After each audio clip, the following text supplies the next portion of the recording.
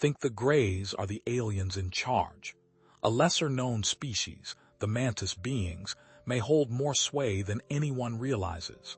Prepare to question everything you thought you knew about extraterrestrial influence on Earth. The Mantis beings' agenda is about to be revealed. Now consider this. Throughout ancient civilizations across the globe, there are depictions of beings with elongated heads and insectoid features. Are these merely artistic representations of deities, or could they be glimpses into humanity's forgotten interactions with the Mantis beings? From the temples of ancient Egypt to the cryptic petroglyphs of indigenous cultures, a pattern emerges, whispering of encounters with entities that defy conventional explanation. What if these ancient artists were not illustrating myths, but meticulously documenting their interactions with a very real, yet often unseen, extraterrestrial race? Could the stories we dismiss as folklore actually hold the key to understanding our planet's hidden history? This is more than just a theory.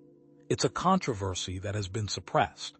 The very notion that Mantis beings have played a significant role in Earth's history challenges the established narrative, the one carefully curated by governments and institutions. But what if there's a hidden side to this story that most people never hear? Whispers from alleged whistleblowers, contactees, and researchers paint a very different picture of extraterrestrial involvement. So, what if the Greys are not the masterminds, but merely pawns in a far grander cosmic game orchestrated by the Mantis beings? These covert narratives often speak of clandestine meetings, genetic experiments, and a silent manipulation of human consciousness, all orchestrated from the shadows. This is based on years of research and newly discovered evidence. Consider the accounts of those who claim to have encountered the Mantis beings. These are not your typical alien abduction stories. These are often profound spiritual experiences, transformative encounters that leave individuals with a changed understanding of reality. Contactees speak of advanced technologies, interdimensional travel, and a deep connection to the fabric of the universe. Some even believe that the Mantis beings are guiding humanity towards a higher state of consciousness, playing a crucial role in our spiritual evolution. I would later come to experience this myself, but I am getting ahead of myself. This is more than a simple case of interspecies interaction, but a silent guidance and a plan put in motion long ago. But what is the Mantis beings' true agenda for humanity, and what role do they play in our spiritual evolution? Now, we'll delve deep into the hidden origins, physical forms, unique abilities, and overarching agenda of the Mantis beings, as whispered by those who claim direct contact. What if the alien presence on Earth is not just about fleeting UFO sightings or sensational abduction stories? The real story lies in the subtle manipulation of human consciousness over millennia, a manipulation orchestrated by beings like the Mantis. This is not a simple case of visitation, but of silent architecture. This goes beyond the usual alien narrative, implying a deeper, long-term influence on humanity. This influence positions the Mantis beings as not just observers, but as active architects of human evolution, secretly guiding our spiritual and technological progress. Why is this knowledge suppressed? Because it challenges the very foundations of our accepted history and power structures. The information is scattered, fragmented, hidden in plain sight, urging each individual to piece together the puzzle. It will never be directly given, as that goes against universal law. Are the Mantis beings the unseen hand guiding humanity towards a future we cannot yet comprehend, or are they something far more sinister? The answer may surprise you. Consider ancient depictions of insectoid beings in various cultures. Are these simply artistic license, or are they echoes of actual encounters with the Mantis beings? In ancient Egyptian art, we find deities and figures with elongated heads and insectoid features, such as depictions of certain priests wearing elongated headpieces with detailed insect-like features. Coincidence? Perhaps. But as we delve deeper, we will see that it is not. Ancient Sumerian cylinder seals also depict beings that bear a striking resemblance to the Mantis beings, with their tall, slender bodies and elongated heads. According to alleged contactee accounts, encounters with Mantis beings share consistent descriptions. They are often described as tall, with slender bodies, green or brown skin, and large, black, almond-shaped eyes. Many report telepathic communication with these beings, who often convey messages about the nature of reality, the evolution of consciousness, and humanity's place in the cosmos. Contactees often express a sense of awe and wonder, as well as a feeling of being both observed and guided. Esoteric traditions also reference insectoid entities as guardians of knowledge or interdimensional travelers. Certain Gnostic texts speak of archons, entities that seek to keep humanity in a state of ignorance and control. Some interpret these archons as being insectoid in nature, while others view them as beings who serve the demiurge. While they serve the demiurge, they are merely pawns of a higher power.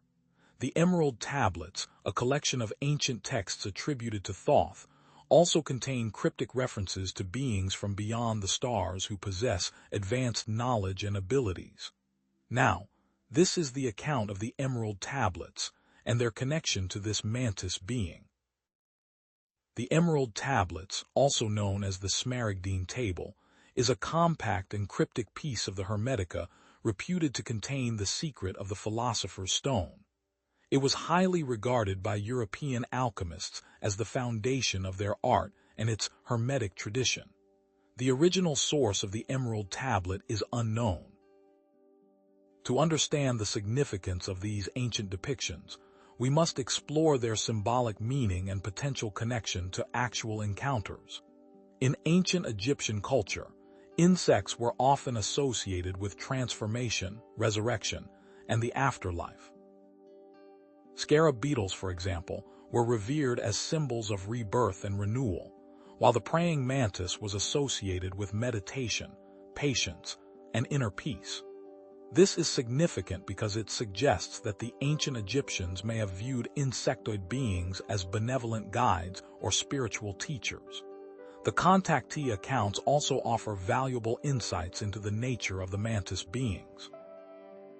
The recurring details, such as their tall stature, green or brown skin, large black eyes, and telepathic abilities, suggest a consistent physical and behavioral profile. However, it's also important to acknowledge the possibility of misinterpretations or psychological factors. The human mind is complex, and our perceptions can be influenced by a variety of factors, including our beliefs, expectations, and emotional states. Then, there are the esoteric interpretations of insectoid beings, examining their potential role as intermediaries between different dimensions or levels of consciousness. In many spiritual traditions, the universe is seen as a multi-layered reality, with different dimensions or planes of existence. Insectoid beings, with their unique physiology and perceived connection to the natural world, may be seen as beings who can traverse these different dimensions, acting as guides or messengers between worlds. Could these tablets be the link to humanity's interaction with the Mantis being? It is very likely to be so, but that is a story for another time. So, we've seen potential depictions of Mantis beings in ancient art, heard alleged first-hand accounts of encounters, and explored esoteric interpretations of their role. But what does this all mean in terms of their alleged agenda for humanity? What are their goals, and how are they attempting to achieve them? Now, let's delve deeper into the alleged abilities of the Mantis beings, exploring their purported mastery of telepathy, interdimensional travel, and genetic manipulation. Are these abilities merely the stuff of science fiction, or do they represent a hidden reality that is about to be revealed? According to alleged government documents or whistleblower testimonies, there are secret alien projects involving Mantis beings and their technology. These projects are said to be conducted in underground facilities, where humans and Mantis beings collaborate on advanced technologies. According to many contactee accounts, the Mantis beings possess advanced technology that allows them to communicate telepathically, travel through interdimensional portals, and manipulate the genetic code of living beings. Some contactees report experiencing telepathic communication with the Mantis beings, who transmit thoughts, images, and emotions directly into their minds. Others describe being taken aboard spacecraft that can travel through different dimensions, allowing them to visit other planets and galaxies. Others still speak of genetic manipulation, where the Mantis beings manipulate the human DNA. What could be the scientific basis for telepathy? Quantum entanglement, brainwave synchronization, and the morphogenetic field. Telepathy is the ability to transmit thoughts, images, and emotions directly from one mind to another, without the use of conventional senses. Interdimensional travel is the ability to move through different dimensions or planes of existence, bypassing the limitations of space and time. Genetic manipulation is the ability to alter the genetic code of living beings, influencing their physical and mental characteristics. But what do they want with this technology? What is their agenda? The Mantis beings are allegedly involved in human genetic modification, citing contactee accounts and ancient astronaut theories. Many contactees claim that the Mantis beings are involved in the genetic modification of humans, guiding us towards a higher state of consciousness. They allegedly manipulate our DNA, activating dormant genes and enhancing our mental and spiritual abilities. Then there is the ancient astronaut theory, which posits that extraterrestrial beings visited Earth in the distant past and influenced the development of human civilization. According to this theory, the Mantis beings may have played a role in the creation of humanity, genetically engineering our species to possess certain traits and abilities. They could have interfered with natural selection and put humanity on a different course of existence, so that they may ascend the planes. The ethical considerations of genetic engineering are paramount, as well as the potential consequences of extraterrestrial interference in human evolution. Is it right for the Mantis beings to manipulate our DNA without our consent? What are the potential risks and benefits of genetic modification? What are the long-term consequences of extraterrestrial intervention in human evolution? These are the questions that we must ask ourselves as we consider the role of the Mantis beings in human history. Now, are they in contact with certain individuals or groups? It is likely. Thoth can attest to this. So we've explored ancient depictions, contactee accounts, esoteric traditions, alleged abilities, and genetic agendas. All of this points to the possibility that the Mantis beings are not just another alien species, but a hidden influence shaping humanity's destiny. This challenges our understanding of history, evolution, and our place in the universe. So, are the Mantis beings benevolent guides, manipulative puppet masters, or something far more complex?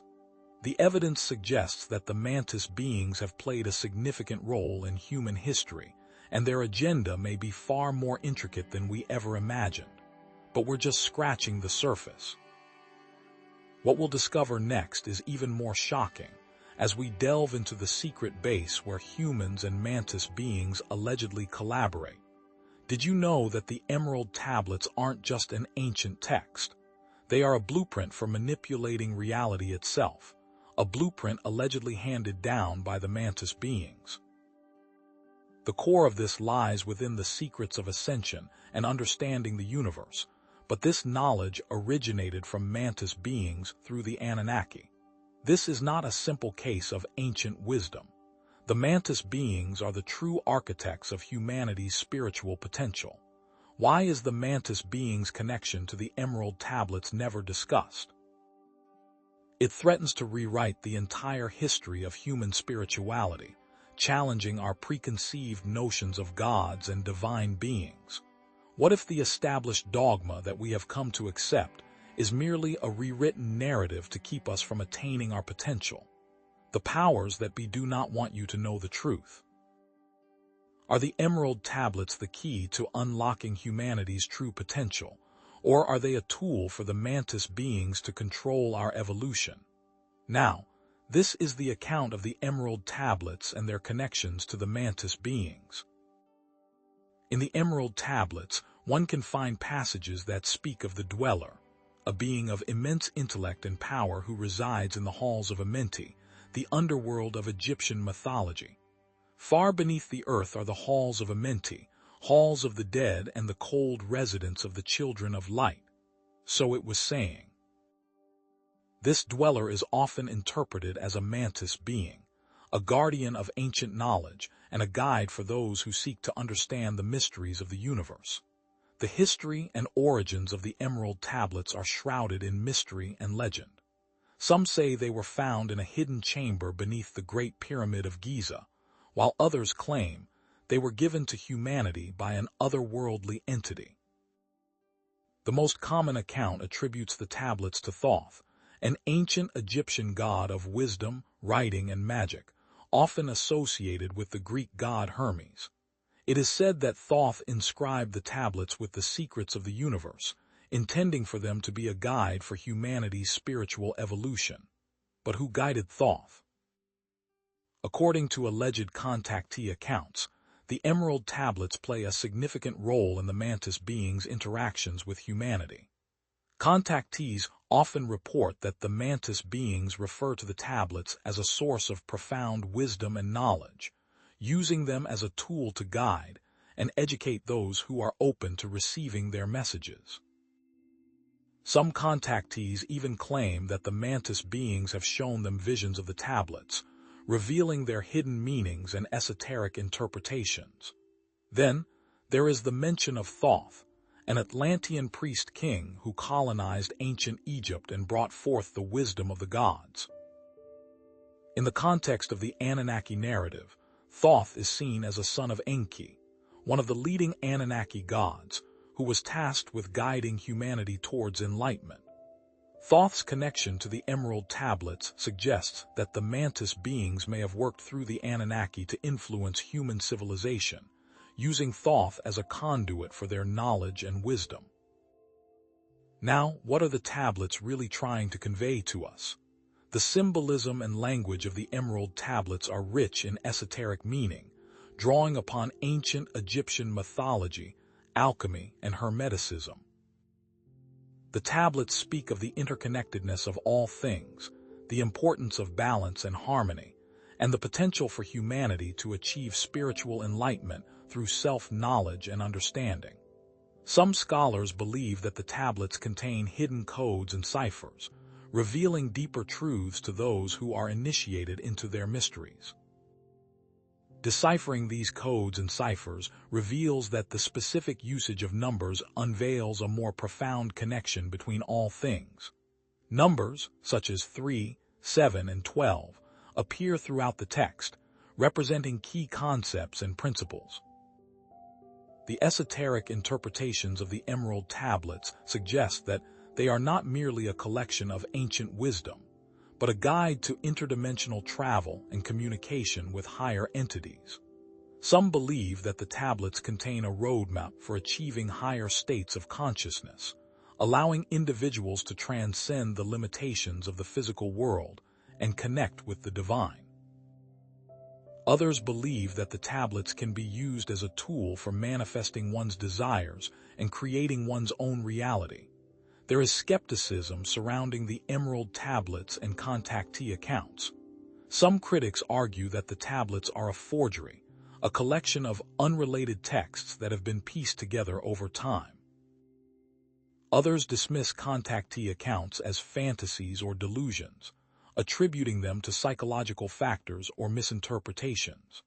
However, The consistent themes and patterns that emerge across different versions of the tablets, as well as the recurring details in contactee accounts, suggest that there may be a deeper truth underlying these phenomena. Even those who dismiss the authenticity of the tablets acknowledge their enduring influence on esoteric thought and spiritual traditions. Now, consider the parallels between Thoth's teachings in the tablets and his alleged Anunnaki origins. This suggests a possible link between extraterrestrial knowledge and human spiritual development. Did Thoth receive his wisdom from the Mantis beings, or was he merely channeling their influence through his own understanding and interpretation? Was Thoth's connection to the Anunnaki a deliberate attempt to guide humanity towards enlightenment, or was it a manipulation designed to serve the Anunnaki's own purposes? Thoth was saying that the Mantis beings were involved from the very beginning. So, we've explored the Emerald Tablets, examined their potential connection to the Mantis beings, and analyzed their esoteric interpretations. But if the Emerald Tablets are truly a gift or a tool from the Mantis beings, what is their ultimate goal for humanity? What do they hope to achieve through our spiritual evolution? Are the Mantis beings benevolent teachers guiding us towards enlightenment, or are they manipulating our DNA to create a new breed of human that serves their own purposes? Now, let's explore the dark side of ascension. Forget what you think you know about alien-human cooperation. The Greys aren't running the show, and the real alliance lies hidden in the shadows, orchestrated by the Mantis beings. A secret location exists, a hidden base nestled in a remote and unexpected region, where humans and Mantis beings work side by side, driven by a shared, yet potentially conflicting, goal: ascension. Why is this place shrouded in secrecy? Because its existence challenges the very notion of human sovereignty and the established order, threatening to shatter the foundations of control. Does this collaboration represent a giant leap towards enlightenment, or a dangerous compromise that could forever alter the course of human destiny, stripping us of our free will? According to Amelia Stone, a former astrophysicist turned whistleblower, the base, known as Chrysalis, is located deep within the desolate Atacama Desert in Chile, shielded by advanced cloaking technology that bends both light and radio waves, rendering it virtually invisible to conventional detection methods. Leaked documents, purportedly from a disgruntled employee within the Defense Intelligence Agency, outline joint research initiatives focused on consciousness studies, advanced propulsion systems using torsion fields, and genetic manipulation through directed panspermia, with the aim of unlocking human potential. Contactee Elena Ramirez claims to have experienced telepathic communication with a Mantis being inside the base, describing it as a sterile, technologically advanced environment with personnel from various nations working alongside the Mantis beings. She described that these beings have discovered a specific frequency in the interdimensional space that allows instantaneous access. What are they going to do with it? While Amelia Stone's claims are controversial, her detailed knowledge of the base layout, personnel names, and specific research projects lends a degree of credibility, especially when compared to other independent accounts and the corroborating details present in certain declassified military documents. Although interdimensional travel remains largely theoretical, recent advances in quantum physics, particularly the study of entanglement and wormholes, suggest that the concepts being explored at Chrysalis may not be entirely beyond the realm of possibility. Skeptics argue that Elena Ramirez's experiences may be the result of sleep paralysis, suggestibility, or even elaborate hoaxes, but the consistency of her descriptions with other contactee reports, including specific details about the Mantis being's physical appearance and communication methods, raises questions about the nature of reality and the potential for genuine extraterrestrial encounters. Is this interdimensional space a shared hallucination, or a real place to explore the secrets of the universe? So, we've heard from alleged whistleblowers, examined purported leaked documents, and considered contactee accounts, all pointing to a hidden collaboration between humans and Mantis beings in a secret location. But what is the true motivation behind this alliance? What do the Mantis beings hope to gain from working with humanity, and what are the potential consequences for our species? Now, let's delve into the alleged motivations behind this collaboration, exploring the potential benefits and risks for humanity, and the ethical implications of such a partnership. Is this collaboration a desperate attempt to save humanity from self-destruction, or a calculated move to manipulate our evolution and enslave us on a deeper, more insidious level, all while connecting to other dimensions? Now, let us consider the ethical considerations. First-hand accounts from scientists who allegedly worked at Chrysalis paint a disturbing picture of potential manipulation and ethical compromises. Dr. Thomas Abernathy, a former geneticist who claims to have spent 5 years at the base, states that the Mantis beings pushed for increasingly invasive genetic modifications, arguing that they were necessary to accelerate human Dr. Abernathy stated, "They wanted to rewrite our DNA to unlock abilities we weren't meant to possess. They saw us as raw material to be molded and shaped according to their vision." Her scientist, Dr. Anya Petrova, a specialist in consciousness studies, reports that the Mantis beings conducted experiments on human subjects to explore the potential of interdimensional communication, often without informed consent. Dr. Petrova mentioned, the Mantis beings were primarily concerned with their experiment and showed little concern for the well-being of the human subjects involved. The line between research and exploitation became increasingly blurred. What exactly were they trying to achieve with this experiment? Skeptics may dismiss Dr. Abernathy and Dr. Petrova's accounts as fabrications or the products of mental instability, but their testimonies align with other reports of unethical experimentation in clandestine research facilities. The potential dangers of such ethical breaches are immense. Imagine a scenario where the Mantis beings manipulate human DNA to create a hybrid race, subservient to their will. Or consider the possibility that the interdimensional communication experiments could open a gateway to malevolent entities, unleashing chaos and destruction upon our world. What if the pursuit of ascension leads to the extinction of humanity as we know it? Could this interdimensional space not only allow beings into our world, but also allow humanity to enter theirs? And will we even be ready for such a concept? So, we have considered the potential manipulation and ethical compromises within Chrysalis. Are we complicit in our potential downfall by seeking assistance from a species with potentially conflicting goals?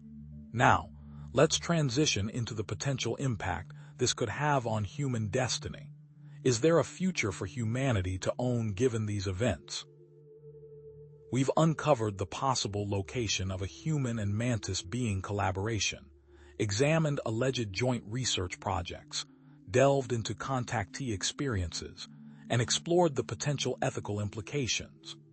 All of this points towards the possibility that the Mantis beings are not merely observers of humanity, but active participants in shaping our future and the future of our dimension.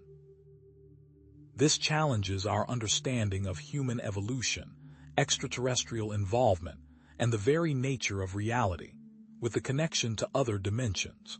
So, is this collaboration a testament to human ingenuity and our potential for cosmic partnership, or a Faustian bargain that will ultimately cost us our freedom and individuality? The secrets hidden within Chrysalis may hold the key to humanity's destiny, but unlocking them could come at a price we are not yet prepared to pay. But what happens when a member of the Greys visits the facility? Is that going to cause a war? What if humanity's journey hasn't been a random walk, but but a carefully orchestrated dance. Humanity didn't evolve randomly. Our genetic code has been subtly and deliberately manipulated for millennia, a silent symphony conducted by the Mantis beings. This subverts the conventional scientific narrative of random evolutionary mutation. Are the Mantis beings merely scientists making observations, or are they farmers pruning a garden to create the perfect yield?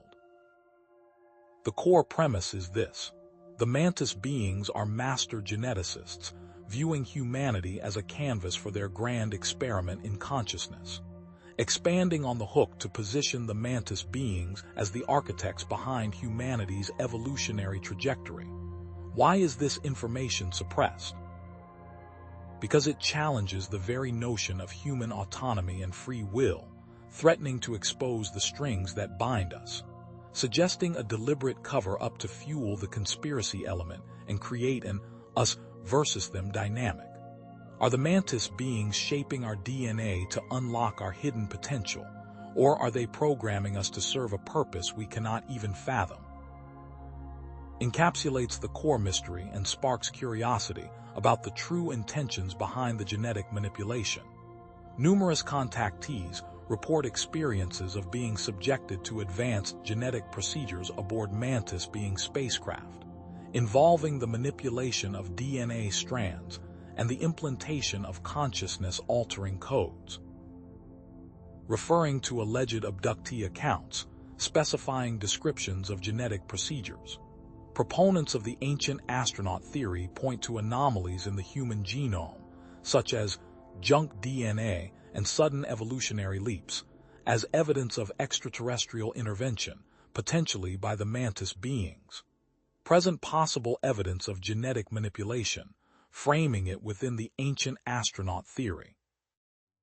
Further, the Mantis beings are said to have a specific fascination with the pineal gland, that small, pinecone-shaped endocrine gland ideology center of our brains. Some researchers, such as Dr. Rick Strassman, suggest that the pineal gland produces DMT, a powerful psychedelic compound that can induce altered states of consciousness. Explore the potential for the Mantis beings to influence human consciousness and spiritual development through the DMT production in the pineal gland. Could this be the key to unlocking dormant regions of our DNA? In classified documents leaked by an anonymous source within the intelligence community, references are made to Project Starlight, an alleged black project focused on understanding and replicating Mantis being genetic technology. The documents indicate a possible correlation between directed energy beams and changes in DNA structure, suggesting that the Mantis beings may use specific light spectrums to manipulate our genetic code. Reference leaked documents that indicate a possible correlation to changing DNA through light spectrums. So these specific light spectrums can alter the structure, but what exactly does it alter? While the validity of contactee accounts remains a subject of debate, the recurring themes of genetic manipulation and consciousness alteration suggest a deeper underlying phenomenon that warrants further investigation. Discuss possible psychological explanations for abductions, but emphasizing consistent elements. Could the Mantis beings be activating dormant regions of our DNA, unlocking higher levels of consciousness, and accelerating our spiritual evolution for the benefit of the universe? Question if there could be a beneficial outcome to this manipulation. But are the Mantis beings violating our free will by manipulating our genes without our consent? Is this a form of cosmic colonialism, where a more advanced species is exploiting a less developed one? Address the ethical issues, providing the other end of the spectrum. Is the pineal gland a gateway to higher dimensions, or a prison cell controlled by outside forces? Discuss the pineal gland being potentially under the influence of outside sources, but also what positive potential it has. The reports from individuals who claim to have undergone DMT experiences often mirror descriptions of encounters with Mantis beings in other dimensions, implying a possible connection between the pineal gland, DMT, and interdimensional communication. How do we know if this is their way of speaking to us? So, we've explored contactee accounts of genetic procedures, examined alleged anomalies in the human genome, and discussed the potential benefits and ethical implications of Mantis being genetic manipulation. Concisely recap the key evidence. But how do the Mantis beings actually perform this genetic manipulation? What advanced technologies do they possess, and how do they target specific DNA sequences? Links the evidence to the core question, transitioning to the next topic.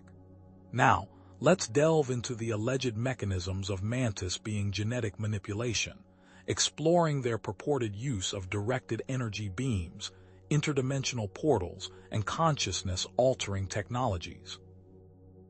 Clearly signals the next topic, increasing the intrigue. Are these technologies beyond our comprehension, or are they based on scientific principles that are just beginning to be understood by our top researchers? Heightens the stakes and creates anticipation. What DRWE discovered that we could do the same thing, according to Dr. Aris Thorne, a theoretical physicist who has spent years studying alleged extraterrestrial technologies. The Mantis beings utilize focused torsion fields to manipulate DNA at a quantum level. Dr. Thorne mentions, torsion fields are distortions in the fabric of spacetime that can be used to transmit energy and information across vast distances, and potentially to alter the structure of matter itself. The Mantis beings may have developed a technology that allows them to target specific DNA sequences with these torsion fields, inducing targeted mutations and activating dormant genes. Provide details about these methods and correlate possible scientific applications. But how exactly do they wield the torsion fields to their every whim? These specific changes have created new levels of consciousness, allowing one to ascend. Contactee Jane Williams reports experiencing vivid visions of geometric patterns and complex equations during her alleged abduction experiences, suggesting that the Mantis beings may be transmitting information directly into her consciousness through these torsion fields. Williams was saying, "During the process, I felt like my brain was being rewired, almost as if the Mantis beings were using my consciousness as a supercomputer. Are they simply rewriting Dr. Programming, or are they extracting valuable data from our consciousness?" While Dr. Thorne's theories remain highly speculative, recent research into the field of quantum biology suggests that DNA may be more susceptible to external influences than previously thought. Scientists have discovered that DNA can be influenced by electromagnetic fields, and that genetic mutations can be induced through directed energy beams. Explore ways that this technology can affect mankind, both positively and negatively. Is it possible that the Mantis beings have simply harnessed scientific principles that are beyond our current understanding?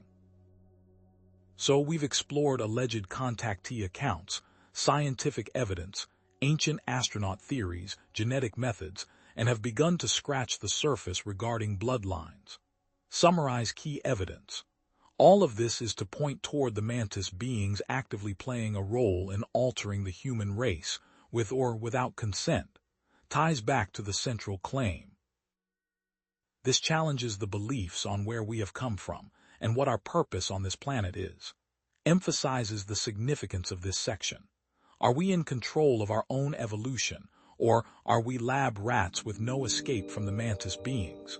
The Mantis beings may be shaping the future of humanity from a genetic level, whether for good or for ill. Strong declarative statement.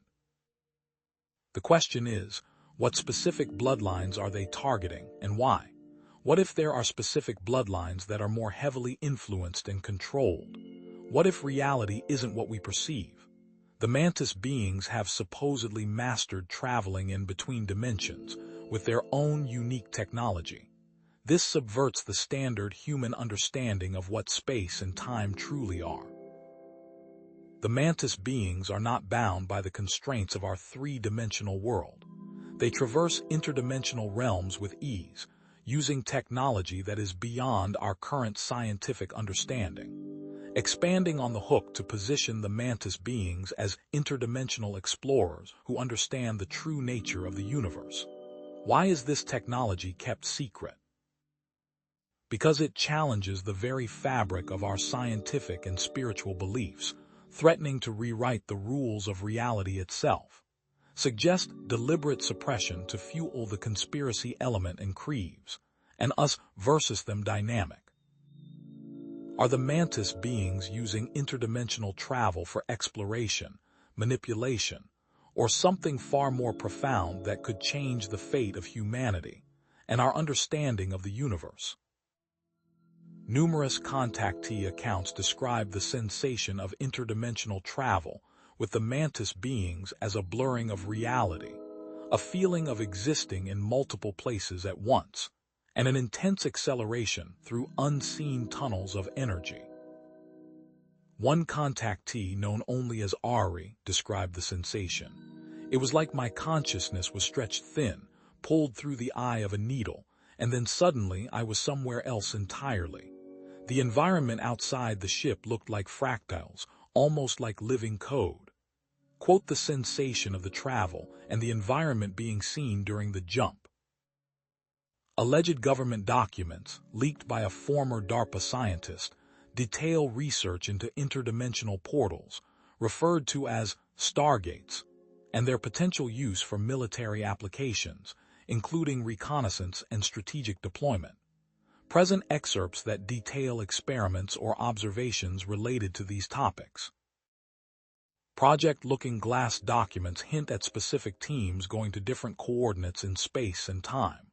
Ancient texts, such as the Tibetan Book of the Dead, speak of navigating the void and traversing different realms of existence, guided by unseen beings. These texts speak of beings that help navigate these spaces in order to transcend the human form. Is this potential allegory to the Mantis beings helping navigate interdimensional space? This technology, according to reports, utilizes specific light spectrums and advanced sound frequencies to destabilize the fabric of spacetime, creating temporary wormholes or portals. Discuss the use of these methods and correlating this to scientific theories. All of these accounts lead us to believe that the Mantis beings have mastered interdimensional travel. Analyzing these contactee accounts, consistent themes emerge. A sense of disorientation, a feeling of heightened awareness, and encounters with other entities that exist beyond our normal perception.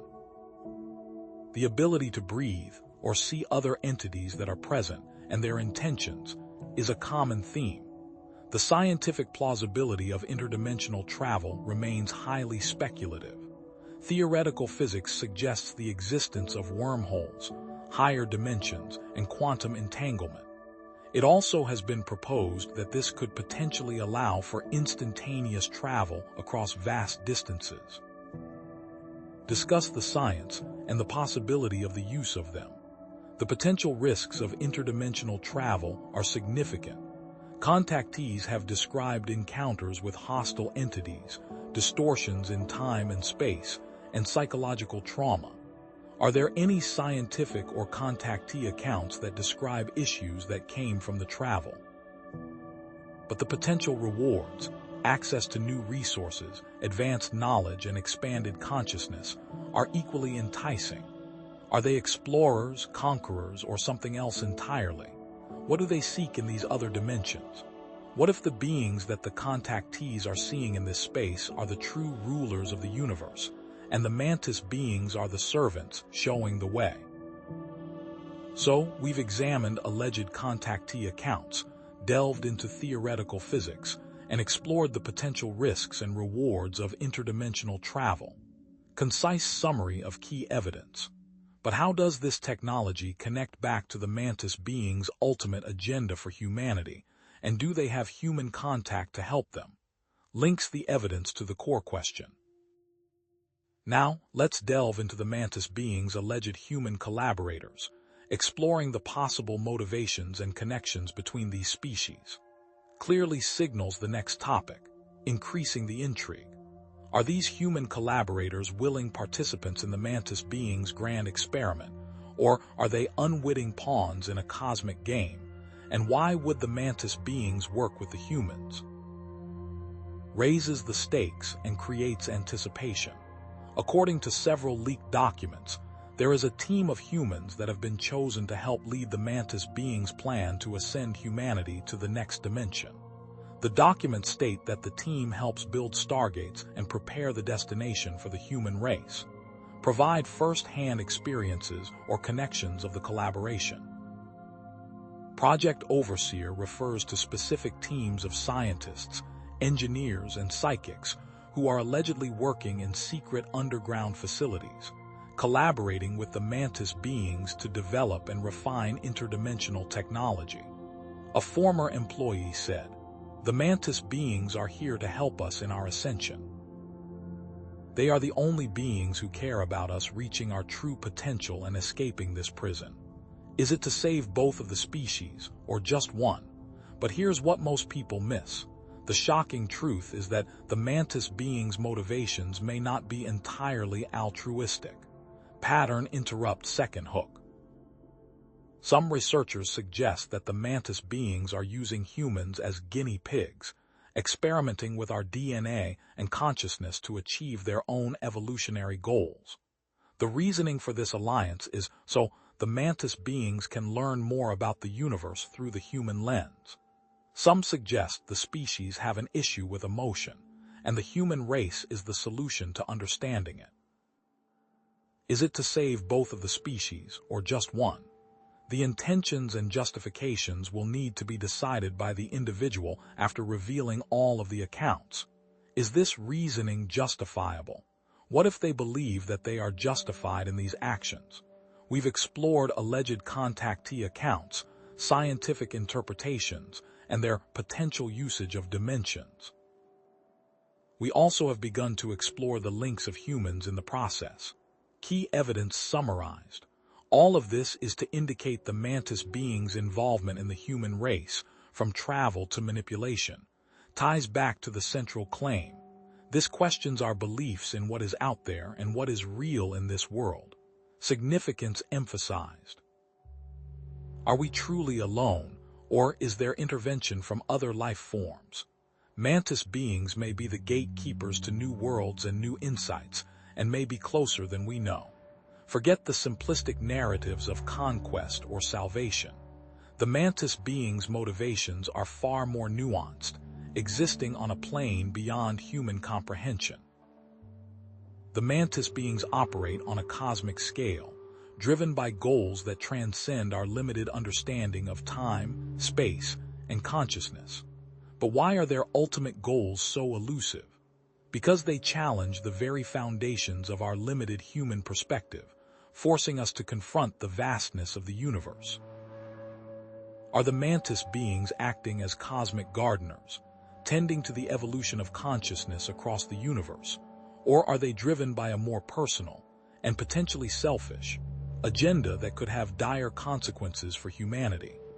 Alleged contactee accounts describe the Mantis beings as acting in service of raising human consciousness, preventing cosmic disasters, or seeding new worlds with life. One contactee, going by the name of Theta, said the Mantis beings expressed their role in the universe as that of cosmic architects, stating, "We are the tenders of the garden.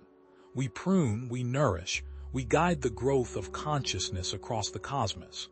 So they were saying. Ancient texts and esoteric traditions speak of higher beings guiding or manipulating human evolution, with some interpreting ancient gods and deities as extraterrestrial entities with specific agendas for humanity. The Emerald Tablets of Thoth speak of the shepherds who came from the stars to guide humanity in its infancy. Was Thoth describing an earlier interaction with the Mantis beings? Leaked documents and whistleblower testimonies detail secret projects aimed at understanding or replicating Mantis being technology, specifically research into consciousness transfer, interdimensional communication, and genetic manipulation. According to the alleged Aquarius documents, the U.S. government initiated Project Crystal Clear in the 1970s, an attempt to establish direct communication with the Mantis beings and understand their technological capabilities. Did they fully comprehend their intentions? They also supposedly have the ability to see into the future and possibly prevent a cosmic disaster that is yet to come. The Law of One speaks of beings who have mastered the ability to traverse time and space, witnessing all potential timelines and intervening to prevent catastrophic events. So it was written.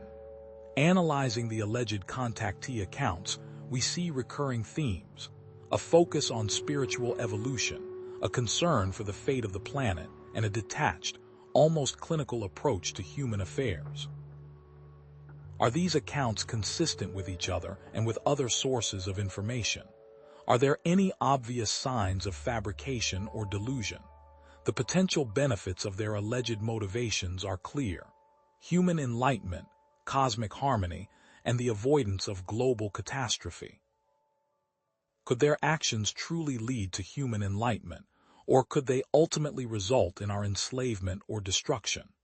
The ethical implications of extraterrestrial intervention in human affairs are profound, regardless of the intentions behind it. Do the Mantis beings have the right to manipulate our DNA, our consciousness, or our destiny? What are the limits of their authority, and what recourse do we have if we disagree with their actions? The Mantis beings' alleged motivations appear to differ significantly from those attributed to other alleged extraterrestrial species. Is their agenda similar to, or different from, that of the Greys, the Reptilians, or other alleged alien groups? Are they working together, or are they in competition? The Greys are often described as being interested in genetics, and the Reptilians are concerned with power and control. What if the Mantis beings are actually in control of all of these other beings? So, we've explored various potential motivations for the Mantis beings' actions, ranging from benevolent guidance to cosmic manipulation, drawing upon contactee accounts, ancient texts, and alleged leaked documents. But what if their true motivation is something far more sinister, something that they are actively trying to conceal from us, and maybe even from themselves? Now, let's delve into the possibility that the Mantis beings are driven by a desperate desire to preserve their own species, even if it means sacrificing humanity in the process. Are the Mantis beings using humanity as a genetic resource, a means of escaping their own impending extinction, or are they simply trying to find a way to coexist, even if it means sacrificing free will? Evidence indicates that the Mantis beings may be facing a crisis of their own, an impending ecological or evolutionary catastrophe that threatens their very existence. Contactee Lyra stated that the Mantis beings' home world is becoming uninhabitable due to a depletion of vital resources, and the Mantis beings are attempting to transfer consciousness to the human race. So she was saying. Certain ancient texts, reinterpreted through a modern lens, speak of a dying race seeking to prolong its existence by merging with another. The Kalbrin, a lesser-known ancient text, speaks of the destroyers who came to Earth seeking refuge from a dying world, interbreeding with humans to create a new hybrid race. The Mantis beings' actions indicate a longer-term goal, or a specific event in their history. The Serpent Files, an alleged cache of leaked documents from a shadowy organization known as the Silent Circle, detail a project called Project Lazarus, which supposedly involves the transfer of Mantis being consciousness into human host bodies as a means of escaping their own biological limitations. Could this be their ultimate agenda? Analyzing the reasoning and the purpose of that extension, and the effect that has on our race, what can we uncover? The Mantis beings might remove all emotion from the human race in order to extend their existence, as it is an impediment to long-term survival.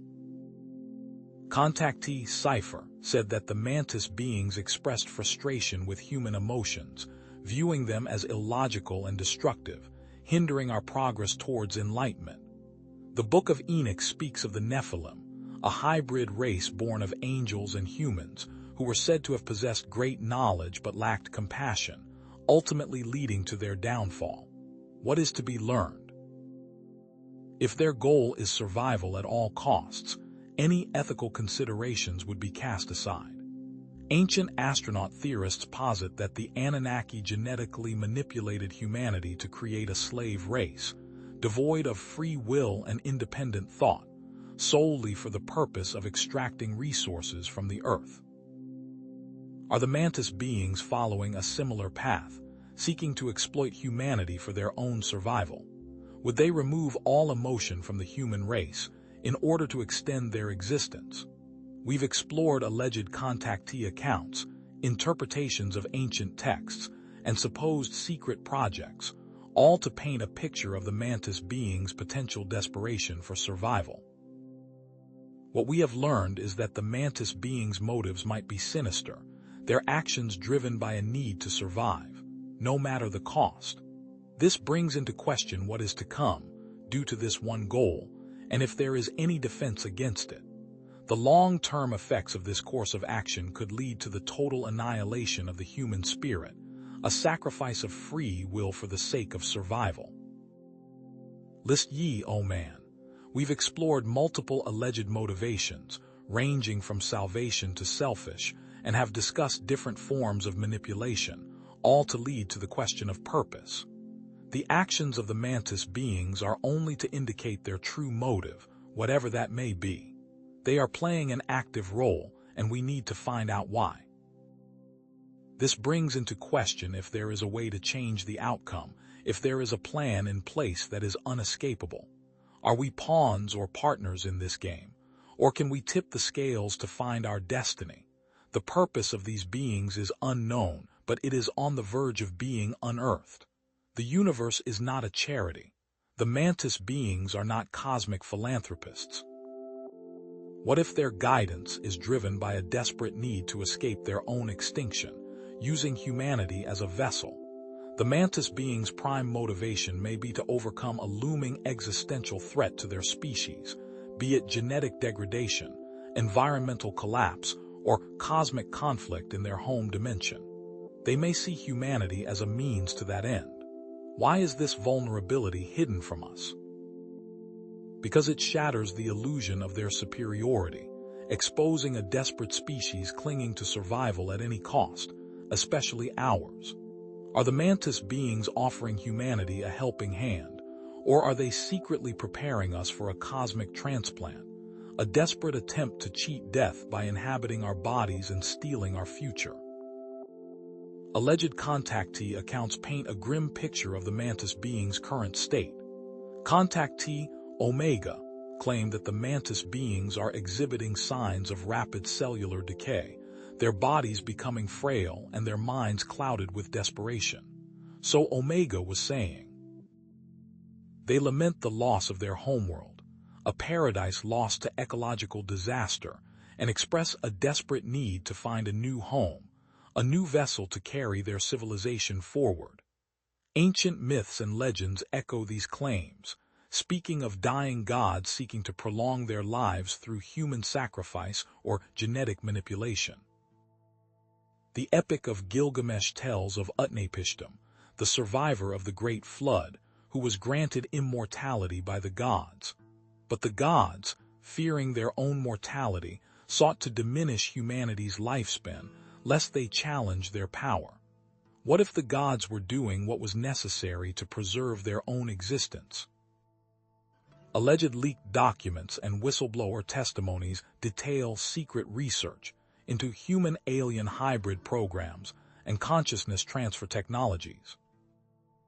The Dulce Papers, a controversial collection of documents allegedly leaked from a secret underground base in Dulce, New Mexico, describe experiments aimed at transferring consciousness from Mantis beings into human host bodies, effectively granting them immortality. Is this science fiction, or a glimpse into a terrifying reality? The Mantis being technology of interdimensional travel may not be for exploration, but to transport their whole race to a different dimension, leaving us without a home. Analyzing the alleged contactee accounts, we find a recurring emotional tone, a mixture of pity and dread. Are the contactees expressing empathy for the Mantis being's plight, or are they sensing a sinister agenda lurking beneath the surface? It is important to note that genetic degradation and environmental collapse are genuine threats that many species face. Could the Mantis beings be facing a genuine threat to their existence, and are they exploring viable solutions, however ethically questionable? The ethical implications of using humanity as a resource to prolong the Mantis being's existence are staggering, regardless of the potential benefits or consequences for our species. Is this a form of cosmic parasitism, where one species is exploiting another for its own survival? This very idea brings to question the concept of free will. If our bodies are being used as vessels, are our thoughts and actions truly our own?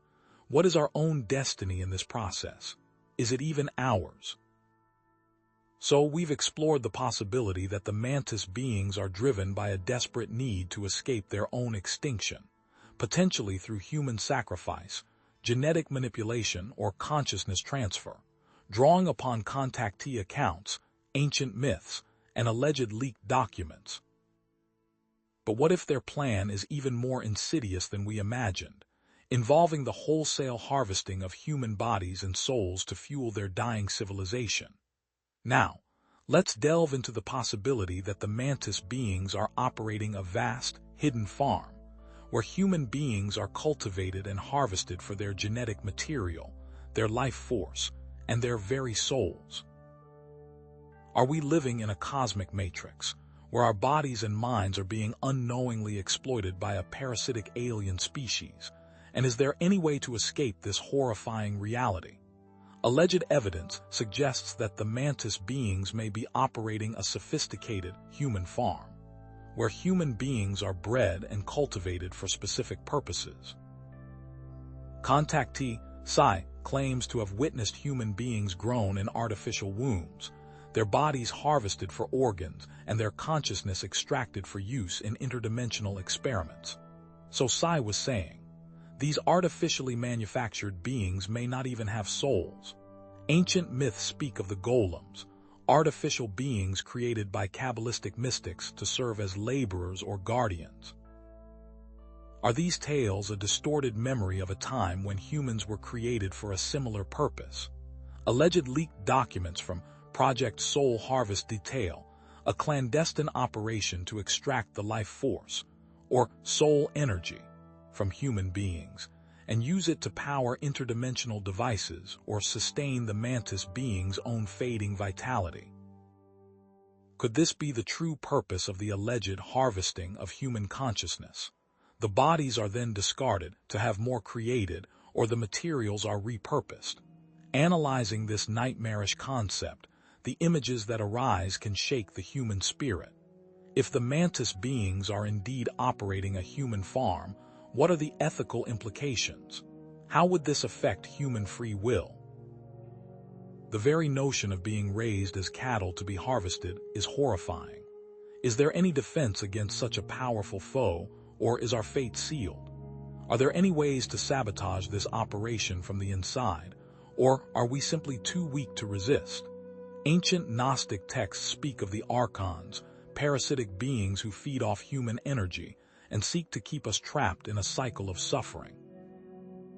Are the Mantis beings the modern-day archons, manipulating humanity from behind the scenes? What are we to do? What steps can we take? Or are we meant to live through this? We've explored multiple motives, the science, the lore, the ethics, and the potential outcome. Now the question is, what is the truth? There is no definitive answer, but there are strings to follow, and that leads to the Mantis beings having a prominent role in our existence. Question everything and seek the real meaning of all of this. It is closer than we think. Is our purpose known, or are we just cattle? the actions are being unraveled and more will be discovered. Even those who suspect alien involvement in human affairs are largely unaware of the pervasive influence wielded by the Mantis beings, their calculated manipulation woven into the very fabric of our reality. What if the control that they have created is not one that is easily seen, but one that is part of the day-to-day grind? Is it possible that what we consider to be the norm is far from the truth? The core premise of this episode is that the Mantis beings have subtly and overtly manipulated the human race for so long that our societies have been engineered not to realize it, nor the puppeteers behind the curtain. Is our consensus reality not even consensus? The very idea that our perception of reality is not even ours should make the heart sink. We will delve deep into how this can be, and if it is avoidable. How can the human race be so unaware of this? It is because their manipulation has spanned generations, a slow burn meticulously crafted to shape our world in their image. Did this all start generations ago, or could it be longer than we have realized? Did this all start before our civilization? What if there were civilizations before ours that were influenced and destroyed due to these beings? If the Mantis beings have had such a profound effect on our existence, what would humanity look like without their manipulation? Would we be a more enlightened species, or would we be lost in chaos? What exactly could have been avoided if there was no influence? What does our future hold with their influence if it is not something positive? Now, let's examine alleged plans of population management employed by the Mantis beings to create a more manageable system for themselves. Ancient texts, such as the Dead Sea Scrolls, speak of the Nephilim, giants who walked the earth and disrupted the natural order.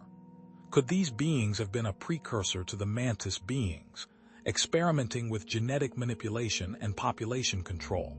Is it possible that the stories we see in religion are a watered-down version of the real event? There are claims of engineered wars, famines, and plagues that were meant to manage the human race. Are we just pawns on a cosmic chessboard, moved and sacrificed at the whim of these beings? Then there is the alleged involvement of the Mantis beings in the world's financial sector.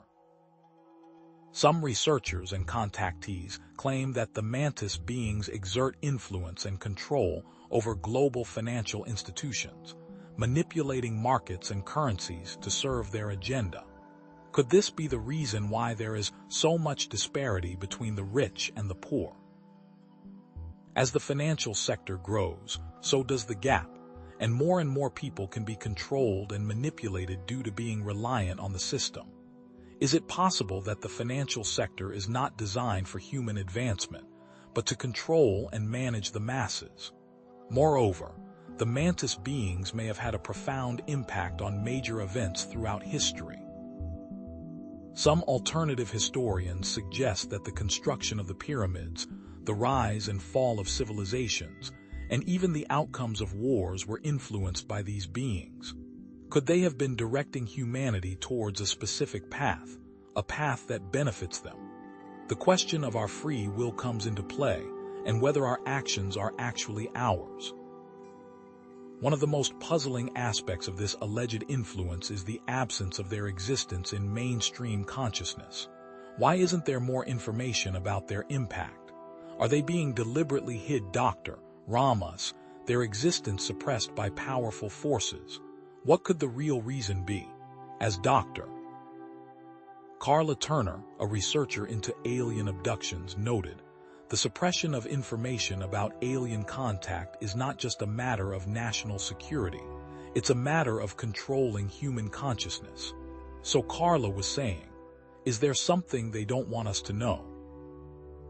If we analyze these alleged population control measures, we can begin to understand what they could mean for the human race's future. By removing key individuals in history or promoting events that may benefit them, can control be seized more easily. As a result, the population has become dumbed down, more willing to follow authority and less likely to question. What are the repercussions of the loss of free will? How does it affect us? Is it possible that the financial sector's purpose is for the Mantis beings' own bidding? Do they use it to accumulate wealth and resources, further solidifying their power over humanity? The world's resources are funneled upwards, not to be used but hoarded. If money is power, then they have the most powerful weapon. Is this a cycle that will continue forever? If we dive into major historical events, we can envision scenarios of possible control. What events were changed, and what effects did that have on civilization? What would the world look like now if these changes never happened? Did the destruction of the Library of Alexandria hold humanity back thousands of years, or was it meant to happen? Moreover, the manipulation of media is a powerful tool to further their control. The promotion of ideas in order to slowly engineer the human race in their image is something that can be seen once you know what to look for. But what if we don't see it? Are we blinded by something more? As Marshall McLuhan, a media theorist, stated, the medium is the message. So McLuhan was saying, are we receiving messages from them without even realizing it? So we have examined the population, the influence on the financial sector, the events in history and the role of the media, and all point to a major force behind the scenes. If this is all true, what else is true? Is there more that we haven't figured out? This has all created our society, but what could have happened without this guidance? Would humanity have reached its full potential, or would we have destroyed ourselves? Could this manipulation have been for our own good, or are we being used? Let's look into how their manipulation is achieved and where we can see clear signs of their guidance and what is to come of it. What technologies do they use to communicate with us? What can these actions and changes spell for the future, and can the human race save itself? But what if the Mantis beings are not the only ones pulling the strings? What if other alien species are also involved, each with their own agenda? Is humanity caught in a cosmic game of chess, with different alien factions vying for control? What if the Anunnaki, the Greys, and other species are all pawns in the Mantis being's grand scheme? Are these species allies or pawns? Could it be all three? Why do they have this much influence? Is it for a better outcome, or is it just pure manipulation? The answer may be complex. Perhaps the Mantis beings genuinely believe they are guiding humanity towards a brighter future, even if their methods seem questionable. Or perhaps they are simply using us for their own purposes, with no regard for our well-being. Is this just a cosmic conflict? Are we caught in the middle? These actions create a world in which nothing is safe and a dark future for humanity. Will their plans fail, or will they succeed? Can we change the future? If we can, what will we do? These are only a few ideas in a sea of theories, and the goal is to understand if that has created a world that we know or a world that is unknown. Are we in a dream and we cannot wake up? Does this world that we have make sense, and should it be considered normal? The world we know may not be what it seems, with the potential heavy hand of the Mantis beings. There may be no true way of understanding, but more will always be discovered. Is the truth out there, or is it within us? Question everything, and more will always be unraveled. The next episode will have more information and steps that may lead to more possibilities. Will we be saved or used? The questions are endless. The future is ever-changing, and more will always be learned and uncovered. But will we discover it in time? Only time will tell. Their influence isn't just limited to genetics or technology. It is much greater than what is seen. They're master manipulators of the very fabric of reality, orchestrating events across dimensions to control humanity. Even so-called random events might be part of their grand design, subtly nudging us towards a predetermined outcome. Is there really such a thing as random? Their manipulation spans millennia, subtly influencing our social structures, belief systems, and even our perception of reality itself. The long-term goal is complete control over humanity's destiny, played out on a cosmic scale. Could they truly be that far ahead of us?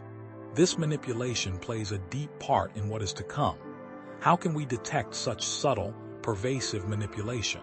It's woven into the very foundations of our civilization, making it nearly impossible to distinguish from what we consider normal. It has been normal for so long that the human race would not realize what is truly going on, with the wool pulled over their eyes. But what if that wool can be lifted? Are we truly living in a world of our own making, or are we puppets in a cosmic play directed by the Mantis beings, with a script we can't even see? As you delve into what is to come, there will be more to question. The hook will set the stage for what is to come. Now, let's delve into alleged evidence of Mantis being manipulation through the control of key historical narratives. What if certain historical events were engineered by the Mantis beings to shape human consciousness in a specific way, citing manipulation that has been going on since the beginning? Are we to believe that the past is the past, or is it an influence on the future? Symbols in media also have a large role in this manipulation. What if there is a potential manipulation from the Mantis beings of the human race with these symbols that we may not even know of? Are we to just believe what we see, or is there something deeper going on? From movies to books to even real-world events, symbols repeat themselves throughout different instances of media, but what do they mean? Societal constructs may support that narrative. There is a societal pressure through media consumption that has an underlying agenda. What if the pressures and the need to look and act a certain way are all planned and manipulated to make the human race more controllable? Is it possible that this is the new normal? Even ancient astronaut connections tie into the equation. Ancient texts tell of the Mantis beings, but what if their stories are mistranslated to hide what they truly are? As it is written in the Emerald Tablets, the secrets of the ancients, hidden from the eyes of the masses, go forth and seek. So Thoth was saying, are there ancient texts hidden from the masses that are telling the truth? Analyzing the alleged historical manipulations, what could be the potential motives and consequences of these actions, and what is the impact on the human race? How could the Mantis beings benefit from the rise and fall of certain civilizations? Is there a pattern to their interventions, or is it all chaos? Perhaps there is a method to the madness. Elaborating on the control of narrative through media, there is a method to subtly introduce control with subliminal messages and psychological manipulation. Methods of manipulation with the media are used to change public opinion, but at what cost? Is there always going to be a trade-off? What will come of it? Could psychological warfare be involved? By changing the narrative, is there a more sinister method that may change an individual's point of view and in a negative way? Perhaps the human race will have their thoughts stripped away, one by one. Could that be happening now? Elaborating on the ancient astronaut connection, what are the true messages and how are they being rewritten to change what is really being said? Is there more to what is written, or is it simply a fairy tale? What is the truth that is hidden? Is this the real truth? So we've examined the manipulation of historical events, the role of the media in shaping our perceptions, societal constructs, and what is portrayed in ancient astronaut texts. This brings to the table, how exactly are they engineering the system? Perhaps the question should be rephrased, and how are they engineering us? Is it even avoidable at this point? What does all of this mean in terms of the Mantis being agenda, and what is their end game? Connecting this to the premise of what is to come and what could change, the fate of humanity rests in the balance, and the question of can it be avoided is on the line. Is there no way to stop it? Or is there a chance? Let's investigate what some of these long-term and engineered events could mean, and how the Mantis beings are manipulating the human race, engineering our ways of thinking and engineering our actions. What could that spell for the future? Is there a way to reverse the engineering? Are there any key events that may determine the outcome of the human race, and do the Mantis beings know about these, and are they trying to take advantage of them? This may tie it back to the fate of humanity and how it may all play out. Are we doomed to fail, or will we rise above and overcome? Looking into events and times in history that may play a key role, what events could determine the fate of the human race? Perhaps it is not something that has already happened, but something that is to come. What are they? What are the potential events to be concerned about? What does come with the building of specific structures and their purpose? Are they meant to harness energy? Or are they being used to communicate? Analyzing if these specific times are engineered for a specific result, or are they just coincidences, we can determine if there is an underlying agenda. Presenting both perspectives and their merit, will the human race see through them? Or is this all a part of the plan? Will they let us see the truth, or will we be blinded forever? Questioning the long-term effects if the events are actually engineered, and do they have long-lasting effects? Will we be able to bounce back, or will their effects stay with us forever? Perhaps it does not have as big as an effect as one would think, or maybe it does. Transitioning into ancient prophecies that may foretell the events or a great manipulation, the prophecies tell of what is to come and whether that is salvation or damnation. Will the prophecies be fulfilled, or will they just be stories? As the Hopi elders say, this could be the hour that the Hopi have been waiting for. So the Hopi elders say, is the time now? We've explored possible engineered scenarios, potential key points of manipulation, the connection to certain monuments. The next part of the puzzle is what may come next. The summary of what was shown can pave the way for what is to come. Will it be doom and gloom, or will it be salvation? Are they simply orchestrating events, or is their grand plan far more vast than the everyday human can realize? Tying back to the core premise and their true plan, the true plan may never be known. Perhaps there is no true plan, and the orchestration is just pure chaos and madness. But maybe that is their plan.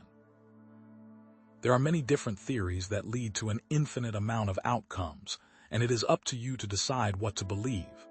The ending question, as well as a recap of the significance, can set the stage for what the next episode may hold. It is all up to how you believe. Does that change anything? Are we free, or are we simply pre-programmed? Are we able to change, or are we to accept our fate? Perhaps that fate is already written, and there is no way to change it. Or maybe we are free to do what we want. Is there an answer to that? The next episode will show steps to determine your choice, and how one can prepare for all that is to come. The road that is taken may never be known, but choosing to take the journey will change more than you can think. Will you change, or will you stay the same? Even in a world seemingly controlled by the Mantis beings, hope remains. But what is it that is truly going on behind the scenes? Are we to believe that there is no chance for salvation? Perhaps there is a chance that is hidden from our eyes, something that they do not want us to see. There are individuals and groups actively fighting against the Mantis beings' influence, seeking to awaken humanity and reclaim our destiny. These individuals seek to change and free the human race, despite the impossible odds. What drives them, and what do they truly seek? Do they truly seek to free the human race, or are they looking to gain control? Why is this resistance so important yet so difficult? Because it requires challenging the very fabric of our perceived reality, facing powerful forces that seek to keep us enslaved. The very nature of reality is in the balance, and it is impossible to know what is true and what is not.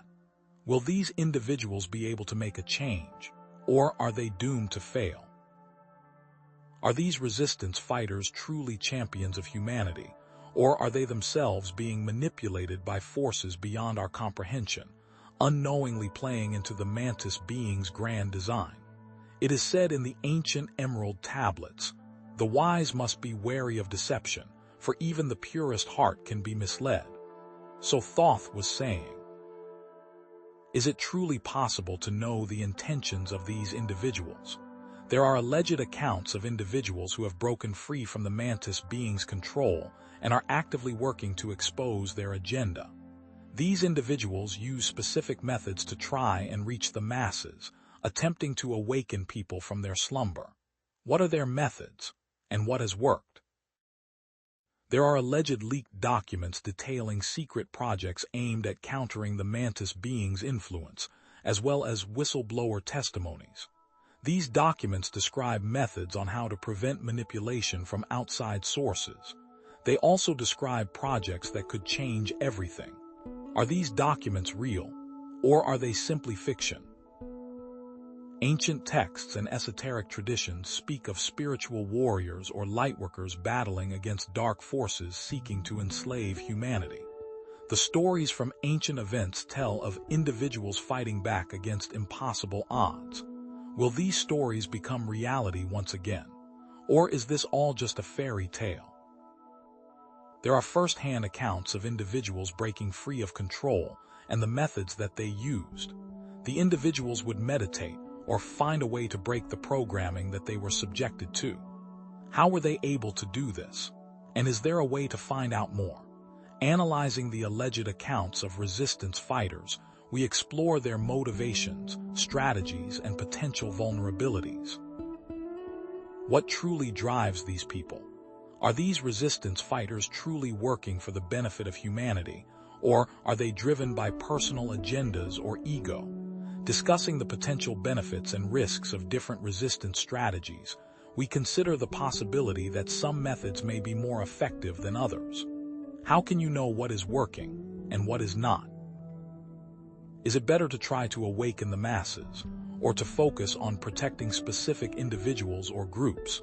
Exploring the ethical implications of fighting against the Mantis beings, we consider the possibility that their actions may be justified from a cosmic perspective. Perhaps the Mantis beings are helping, even if we don't realize it. Do we have the right to interfere with their plans, even if they are ultimately harmful to humanity? Drawing parallels and contrasts between the modern resistance movement and historical examples of rebellion against oppressive regimes, there are many similarities and differences. What lessons can we learn from past struggles for freedom and liberation? Are we doomed to repeat the past? Or is there hope to break the cycle? So, we've explored the alleged accounts of resistance fighters, the potential benefits and risks of different resistance strategies, and the ethical implications of fighting against the Mantis beings. But what if the very act of resistance is itself a form of manipulation, a carefully orchestrated game designed to keep us trapped in a cycle of conflict and control? Are we destined for failure? Now, let's delve into the possibility that the Mantis beings are deliberately creating resistance movements to control the narrative, divide humanity, and ultimately strengthen their own power. Perhaps we are simply puppets being used by the Mantis beings for their own purposes. What are their true motives? Are we fighting for our freedom, or are we simply pawns in a cosmic chess game, unknowingly advancing the Mantis beings' agenda with every move we make? This cosmic chess game, is it winnable, or is it rigged? And if it is rigged, can we change the game? There are alleged methods that create artificial resistance groups, or what these resistance groups actually serve. These groups may be engineered to make humans feel safe, but actually lead them down the same path. As Sun Tzu said, all warfare is based on deception. So Sun Tzu was saying, are these groups really safe, or are they leading us to our doom? Analyzing this concept and providing examples for the audience to see the reasoning, we can determine whether or not these methods work. But how do we know what is real and what is not? Are all these so-called safe groups doing more harm than good? What are their intentions and results? Summarizing the alleged methods and questioning what truly may save the human race, it is impossible to determine what the correct path is. But does the path even matter? What can the individual do in order to truly make a change? We've explored the possibility of fighting back, the use of the methods, the control, and what could truly benefit the human race. So what is to come from all of this and the influence from the Mantis beings? What is it all for? And how will it all end? There is no simple way to put it, but there may be ways to help. It is possible to stop this, and it is possible to change the future and save the human race. Does that mean that we have to fight back? Or does it mean that we have to accept our fate? You have the choice, and you have the possibility to determine your fate. What will you do with this information? Will you fight back? Or will you simply accept what is to come? As it is written, the future is not fixed, it is a river flowing in many directions. The actions are now being revealed, and we can now step up to change what is to come. As the old saying goes, knowledge is power. So use it wisely, but be warned, for knowledge can also be a curse. What will you do? What if even our acts of rebellion are nothing more than carefully choreographed steps in the Mantis being's cosmic dance? Is there a chance of the human race changing, or are we stuck? It may seem impossible to believe, but it is a very real outcome. Our defiance, our attempts to awaken others, may be precisely what the Mantis beings anticipate, a necessary component in their intricate design for manipulation. The very idea of the human race being able to fight back might be a key component to their plan. But why is that? Why would they allow us to resist? Perhaps because a controlled opposition is far more effective than outright suppression, allowing them to fine-tune their strategies and maintain the illusion of free will. The illusion of free will allows the masses to blindly walk forward, without even thinking if it is actually real or not. But what if it is?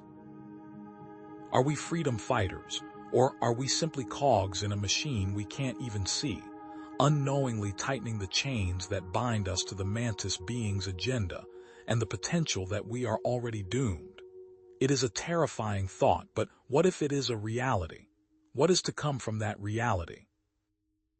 There are alleged accounts of resistance movements that were infiltrated or manipulated by outside forces, mirroring the Mantis being's tactics. The Council of Nine, a group of alleged enlightened beings who channel information to humans, has been accused of manipulating individuals for their own agenda. Are these individuals truly working for the benefit of humanity, or for the benefit of the Mantis beings?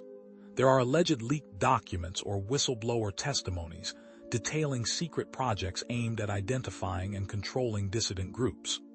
Project MK-Ultra, a real-life CIA project, involved mind control experiments that could be used to identify and manipulate dissident groups.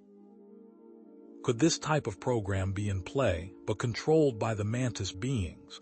Or what other projects are in place? Ancient texts and esoteric traditions speak of false prophets or deceptive saviors who lead humanity astray. The Gnostic texts describe archons, beings who seek to deceive humanity and keep them trapped in a cycle of ignorance. The Bible even states that individuals will come with false claims. Are these false prophets aligned with the Mantis beings, knowingly or unknowingly? There are potential methods of reverse psychology that these beings may implement. By creating scenarios where individuals believe they are choosing a specific route, while subtly directing them down another path, the Mantis beings could maintain control. It may even be as simple as controlling the news. Is this real life or fiction? Analyzing the alleged accounts of infiltrated resistance movements, we explore the tactics used by the manipulators and the consequences for the movement's goals. The manipulators often use misinformation, division, and emotional manipulation to undermine the movement's effectiveness. What is true and what is not? How are the emotions being played with? Discussing the potential benefits and risks of different resistance strategies, we consider the possibility that some methods may be more easily co-opted than others. Nonviolent resistance, while ethically sound, may be more vulnerable to infiltration and manipulation than more direct action. It may also be too late, and nothing is worth it. Is there even a chance of saving the human race, or is it simply too late? Exploring the ethical implications of fighting against a seemingly omnipotent force, we consider the possibility that our actions may have unintended consequences that ultimately serve their agenda. By resisting the Mantis beings, are we inadvertently playing into their hands, providing them with the conflict and chaos they thrive on? It also comes down to the question, is it worth it? Drawing parallels and contrasts between the modern resistance movement and historical examples of controlled opposition, there are key differences. The Anunnaki Wars, for example, involved open conflict and territorial disputes, while the Mantis beings' manipulation may be more subtle and insidious. Even Enlil saw this deception. How are these wars different? Or are they the same? So, we've explored the alleged infiltration of resistance movements, the tactics used by manipulators, the potential benefits and risks of different strategies, and the ethical implications of fighting against a seemingly omnipotent force.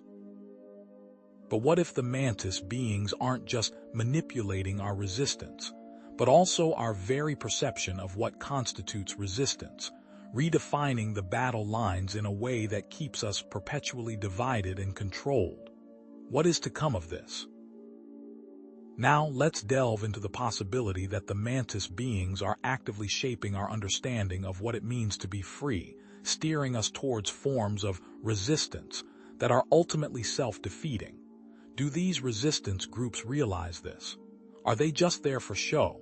What does it all mean? Are we fighting for a cause that truly liberates us, or are we simply chasing a phantom freedom, a carefully crafted illusion designed to keep us running in circles while the Mantis beings tighten their grip, potentially with no escape in sight? What is the reality? What will we do? And what is there to even do? Presenting the possibility that no choice is available and that one must just let it happen is a difficult concept to grasp. But as stated by Nibiru, the fate is already determined and the dice have been cast. So Nibiru was saying, is there really no way out? And is it all just a waste of time? Analyzing if true control is acceptance, one must truly understand what acceptance is. Acceptance is not resignation, but rather a recognition of the present moment without resistance. If one is at peace with the current moment, what is there to stop it? Is there more to that? Transitioning into the key point to come, we must truly ask, can free will truly solve a seemingly impossible outcome? Can the power of the human mind truly solve an impossible battle? Or are we destined to fail as others have? What does free will actually mean? We've explored possible manipulated scenarios, potential traps that we cannot see, and a destiny that may be inevitable. Now the core question is that it? Is there nothing more, or are we truly at the end? These actions, thoughts, and concepts are up for you to decide on. You will be the one to determine what will happen and if the plan succeeds. Is there another version of yourself that knows the answer? What does that version know? What you do next will be known, and change may actually occur. Next time the answer will be given as to what can be done, but the answer may be more sinister than one can expect. Are you ready for the truth, or will you run away? Do we accept or rebel, or is there even a difference? The battle may not even be worth it. The next step is in your hands, so make sure you are prepared. The Mantis beings await, and they are ready. Even those who see the strings may be dancing to the Mantis beings' tune. Is your reality your own, or a carefully crafted illusion, designed to keep you complacent in the face of true power? Determining what is true, what is reality, is the first step in saving yourself from what is to come and their insidious influence. Yet many traps lay in the path, laid out carefully in order to stop you in your tracks. It is not easy to distinguish the truth when the lies have been implemented for so long, woven into the very fabric of our society. We need to break free from the shackles of manipulation, from the carefully constructed narratives that shape our perceptions and limit our potential. What steps can we take in order to separate the real world from the lies that we have been told and shown, in order to take the first step to true freedom? The first, and perhaps most crucial, step is to cultivate discernment. But what is discernment, And how does one truly implement this on a day-to-day basis? Discernment is the ability to judge well. In the context of our manipulated reality, it means distinguishing truth from falsehood, fact from fiction, and genuine information from carefully crafted propaganda. Imagine a scenario. You come across a news article claiming that a new technology will solve all of humanity's problems. Discernment would prompt you to ask, who is promoting this technology? What are their motives? What evidence supports their claims? Are there any potential drawbacks? By questioning everything, we can begin to see through the veil of deception. The ability to utilize intuition is also essential, assisting us in navigating this complex landscape. What is intuition, and how can we hone it in order to distinguish an actual gut feeling from a carefully implemented manipulation? Intuition is often described as a gut feeling, or an inner knowing that arises without conscious reasoning. It's that sense that something is right or wrong, even when you can't explain why. But how do we know if our intuition is reliable? Start by paying attention to your body's signals. Does a particular piece of information make you feel uneasy, anxious, or drained? Or does it resonate with a sense of peace, clarity, or excitement? Over time, you can learn to trust these signals and use them to guide your decisions. However, it's crucial to distinguish genuine intuition from fear-based reactions or emotional impulses. A true intuitive hit is often subtle and calm, while fear-based reactions tend to be loud and overwhelming. Past examples of individuals who have used these methods offer inspiration and guidance. History is replete with figures who were able to see through the lies and manipulations of their time, and who utilized their own devices to make the correct steps. Consider Socrates, who challenged the conventional wisdom of Athenian society, questioning everything and encouraging others to do the same. Or consider Joan of Arc, who followed her inner guidance, despite the skepticism and opposition of those around her. These individuals and countless others demonstrate the power of discernment and intuition to overcome even the most formidable obstacles. Even in esoteric traditions, stories abound of individuals who hone their intuition through practices like meditation and self-reflection, gaining access to hidden knowledge and insights. This ties directly into esoteric practices, such as meditation, which can calm the mind and allow us to truly listen to our own selves. In the modern world, we are constantly bombarded with information, noise, and distractions. This makes it difficult to quiet the mind and connect with our inner wisdom. Meditation and other similar practices can help us to create space for stillness and clarity, allowing us to access our intuition and discern the truth. There are varying accounts of different meditation practices, from walking to being still and listening to the wind. It all depends on the individual and how they connect to the world. By regularly calming the mind, we can break free from the influence of external forces and connect with our own inner guidance, assisting us greatly in this journey. Methods to use discernment can be as simple as asking why, but we must elaborate on methods to use discernment while providing examples and clear steps. Why is this information being presented to me? Who benefits from my believing it? What is the source of this information, and is it reliable? What are the potential consequences of acting on this information? By asking these questions, we can begin to unravel the layers of deception and arrive at a more accurate understanding of reality. For example, if a politician promises to lower taxes while simultaneously increasing spending, discernment would prompt you to question how this is possible. By scrutinizing their claims and examining their track record, you can determine whether their promises are genuine or simply a manipulative tactic. The methods to utilize intuition often include going with the gut feeling and not giving in to fear.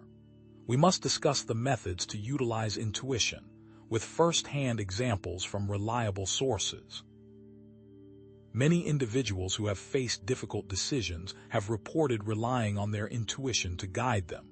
For example, a firefighter might sense that a building is about to collapse, even if there are no visible signs. Or a doctor might have a hunch that a patient has a particular illness, even if the test results are inconclusive. These intuitions are often based on subtle cues and patterns that the conscious mind may not be aware of. One of the best examples is a mother's intuition for her child. Analyzing the success of historical examples from their methods, we can learn valuable lessons about how to navigate a world filled with deception. What did they do, and what was the end result? Socrates, for example, was ultimately sentenced to death for his heretical beliefs, but his ideas continue to inspire critical thinking and challenge conventional wisdom to this day. Joan of Arc was burned at the stake, but her courage and unwavering faith helped to inspire the French to victory in the 100 Years' War. These examples demonstrate that even in the face of seemingly insurmountable odds, individuals can make a difference by standing up for what they believe in. Each individual can make their own journey unique. There is no one-size-fits-all guide, and we must discuss how to truly make it your own. What works for one person may not work for another. The key is to experiment with different methods, pay attention to your own experiences, and develop a personalized approach that suits your needs and preferences. Some individuals may find that meditation is the most effective way to calm their minds and access their intuition, while others may prefer spending time in nature, engaging in creative activities, or connecting with like-minded individuals. The most important thing is to find what resonates with you and to make it a regular part of your life. It is not just a one-time thing, but a constant dedication to truth. We have taken time to establish your own true self and how you are now able to view the world through a completely new and unique lens. Now, what is to come of this in order to truly make an impact, both for you and for the world? A new skill is obtained. What will it achieve? There are ways to save yourself, but the question is, can you help save the world too, or will they be lost, blindly walking forward to what is to come? The next section will provide steps to take for what is to come, and what these choices may result in, depending on what is seen and followed. Is the world even worth saving? And will your choice even have an impact on what is to come? The answers are closer than you think, for this is something that you must experience and not listen to. Now, with that in mind, we must mention how to prepare for what is to come and to fight back, to find other like-minded individuals and to band together for a cause. Finding other individuals who see the world through a similar lens can be a powerful source of support, encouragement, and inspiration. By connecting with like-minded people, you can share your experiences, exchange ideas, and learn from one another. You can also work together to create positive change in the world by advocating for policies that promote truth, justice, and freedom. You can band together and create movements, or simply be each other's guide. Discuss if the end truly justifies the means for what is to come. What does the new world look like at that point? The question of whether the end justifies the means is a complex and controversial one. Some argue that if the ultimate goal is noble and beneficial, then any actions taken to achieve that goal are justified, regardless of their potential harm. Others argue that the means are just as important as the end, and that certain actions are inherently wrong, regardless of their potential consequences. Ultimately, the answer to this question is a matter of personal ethics and values. However, it is important to carefully consider the potential consequences of your actions and to strive to act in a way that is both effective and ethical. Summarize the events that may come and what one must do, leading to the final thought: what is to come? What will you choose? The world is on the brink of a major transformation, and the choices we make in the coming years will determine the fate of humanity. Will we continue down the path of deception, manipulation, and control? Or will we choose to awaken, to stand up for truth and freedom, and to create a world based on love, compassion, and justice. The choice is yours. You are the one that will make or break this story. You are the final piece. We have now come to the crossroads. What do we do with what we have learned? We have taken the time to hone our craft, to learn what it is, and to truly see the world for what it is. Now we must make a choice to act, or simply to sit and watch as our world crumbles. This is not an easy choice, but it is a necessary one. All these choices have led to the crossroads, and you now have the tools to decide your fate, and if you are able to save the human race. This is no longer just a game, this is our lives. This is our future and the future of our children. What will you do? What will you do? The choice is yours. No one can make it for you, and next time we will explore what truly could be. A world of prosperity or pain and agony. Which will it be? Do you choose the right path? Or do you let it all collapse? It is all in your hands. But here's what most people miss. The Mantis beings aren't just manipulating our perceptions and actions. They're also manipulating time itself, creating alternate realities and potential futures that serve their agenda. This is no longer just about fighting for our freedom. It's about fighting for our very existence across multiple dimensions, because what we'll discover next is even more shocking, as we will delve into the idea that there is more than one of us, and that one of us may be the key to stopping it all. Even with the truth in hand, are you sure that you are seeing the full picture? They are more than manipulators. They are master illusionists, crafting realities so intricate that even the most discerning mind can be deceived. But what if the very reality you perceive, the world you believe to be tangible, is nothing more than a carefully constructed stage, designed to elicit specific reactions, to test your actions for an unknown end goal, a world that has no escape? Their tactics may be more extreme than what was discussed, delving into not only the physical, but the mental, and even the spiritual. What if you being aware was part of their plan? A means to control and further their grip, a perverse form of empowerment that ultimately serves only to tighten the chains. What if knowing you can fight back was something they had planned for you all along, a method to push you to your limits, to expose your true nature? Are the steps that have been taken simply steps down a rabbit hole that has no end, or a means to finally understand their true nature, a journey that may lead to enlightenment or eternal despair? Let us delve into the concept of false freedom and the test that is in order to secure it. From a human perspective, the Mantis beings present a tantalizing offer: knowledge, power, and the ability to shape one's destiny. Yet, this freedom is often conditional, a gilded cage designed to keep individuals within a specific set of parameters. Their tactics are subtle, weaving suggestions into our thoughts, manipulating our emotions, and orchestrating events to guide us along a predetermined path. Consider the story of a man who discovers the truth about the Mantis beings and vows to fight against them. He gathers allies, uncovers secret information, and seems to be making progress, but all the while, the Mantis beings are watching, subtly altering the circumstances, ensuring that he remains within their control. It is all a game to them. The utilization of fear is a key component of their control. Fear, the most primal of emotions, becomes a tool to manipulate not just individuals, but entire civilizations. How do they take advantage of fear and spread it throughout an individual and civilization to have them do what they need? By creating scenarios of chaos, scarcity, and existential threat, they can drive people to make choices they would otherwise never consider. Imagine a world gripped by a pandemic, where fear of death and disease leads to the erosion of freedoms and the acceptance of draconian measures. Or a society on the brink of economic collapse, where desperation drives people to turn against each other, creating division and conflict. In both cases, the Mantis beings can subtly manipulate these situations, amplifying the fear and directing the outcomes to suit their agenda.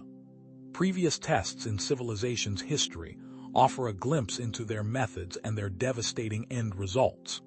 The end results of civilizations from their choices, and what may have had a profound effect from the Mantis being's influence, are all too common. The fall of Rome, the French Revolution, the two world wars. Each of these events can be seen as a test, a crucible in which humanity's true nature was revealed. In each case, the Mantis beings likely played a role, subtly influencing events, exacerbating conflicts, and guiding the outcomes to serve their purposes. Consider the story of Atlantis, a civilization that achieved great technological and spiritual heights, only to be destroyed by its own hubris and internal conflicts. Was this a natural disaster, or a carefully orchestrated event designed to weed out a civilization that had become too powerful, too independent? The interdimensional connection adds another layer of complexity to this test, and if the goal is their survival, then it must be understood. It is theorized that the Mantis beings exist not just in our physical reality, but in multiple dimensions, allowing them to influence events in ways we cannot comprehend. This interdimensional access grants them the ability to manipulate our thoughts, emotions, and even our physical environment, creating scenarios that are tailored to elicit specific responses. What is it that they want? Is it simply to control us, or is there a deeper purpose? Are they seeking to harvest our energy, to learn from our experiences, or to guide us towards a specific evolutionary outcome? The answer, it seems, lies in their own survival. By testing us, they are also testing themselves, seeking to refine their methods, to adapt to our changing world, and to ensure their own continued existence. Analyzing an individual's actions during the test reveals the true nature of their control. What are the means of these actions, and what do they truly accomplish in this orchestrated play? Every choice, every decision, every action taken is scrutinized, analyzed, and used to further refine the Mantis being's understanding of human behavior. If an individual chooses to fight back, they are met with resistance, obstacles, and setbacks designed to test their resolve. If they choose to comply, they are rewarded with comfort, security, and a sense of belonging, reinforcing their dependence on the system. What is often missed is the fact that compliance is their key to their power.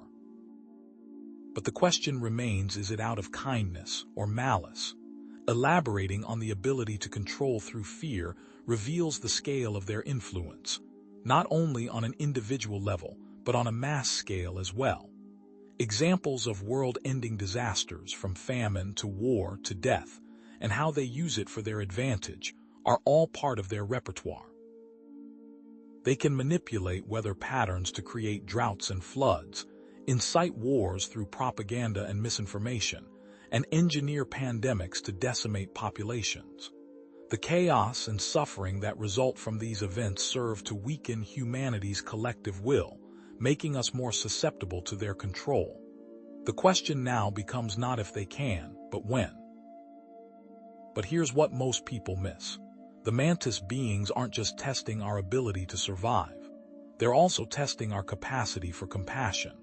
The ability to extend kindness, empathy, and understanding, even in the face of adversity, is what truly sets us apart. By creating scenarios that challenge our moral compass, they are seeking to determine whether we are worthy of a future. What truly had the most effect in civilization, and the one key choice, might be the key to saving us all. Question if this is truly a test, or to feed off this negative energy and extend their life. Question the goal and methods. Is the outcome worth what they are doing, for both the Mantis beings and for humanity? Is the suffering and chaos they inflict truly necessary, or are they simply indulging in a perverse form of sadism? Are they seeking to elevate humanity, or to exploit us for their own selfish ends? The answer to these questions may be more complex than we imagine. Perhaps they are not simply malevolent overlords, but complex beings with their own motivations. their own struggles, and their own survival imperatives. We've examined the manipulation, test, and their effects, and we must be able to use this in order to take the final step and make the final choice. Provide the final summary for what has been explored in order to finally move forward. But now comes the moment where we may have to make the choice to rise or fall, to succumb or fight back. The choice for what is to come. What is it that we must do in order to tip the scales, to break free from their control, and to reclaim our destiny? There will be a final moment, a great and final chance for what is to come. Will we let this be our end, or will we be able to defy the odds, to rise above the manipulation, and to create a future of our own choosing? Are we able to choose? Or have they made us believe we can? Are we as the individual able to truly make a difference to help what is to come? That will be answered, that much is true. But let us consider what is to come, and the results depending on the choice, what is to come in the final moment with all the information presented. Will it be a world of peace, prosperity, and enlightenment, where humanity reaches its full potential? Or will it be a world of chaos, suffering, and despair, where we are forever enslaved to the Mantis being's will? The choice, as always, is ours. Analyzing if it was truly worth it, and was it all for naught? Did the choice truly matter when all is said and done? Was it worth the sacrifices, the struggles, and the pain? Or will we look back and realize that it was all for nothing, that we were simply puppets dancing to their tune? Is it truly over, or is there always hope, always a chance to change course, to create a different future? Was this journey worth what we were told? With all the possibilities, what is the message? This truly may be it, but the message has been unraveled, the outcome is not. The message is clear. Humanity is at a crossroads, and the choices we make in the coming years will determine our fate. But the outcome remains uncertain, dependent on our willingness to act, to fight for our freedom, and to create a better world. What will that world be? Was it all real? Was it all worth it? Is there going to be a different plan after we made a choice? The answers to those questions are unknown, but with your choice, more possibilities will unfold. What path are you on, and are you able to truly see what is ahead?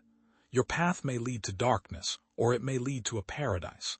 I am here to only help you realize what truly may be, not determine what your fate may be, or to guide you on your journey.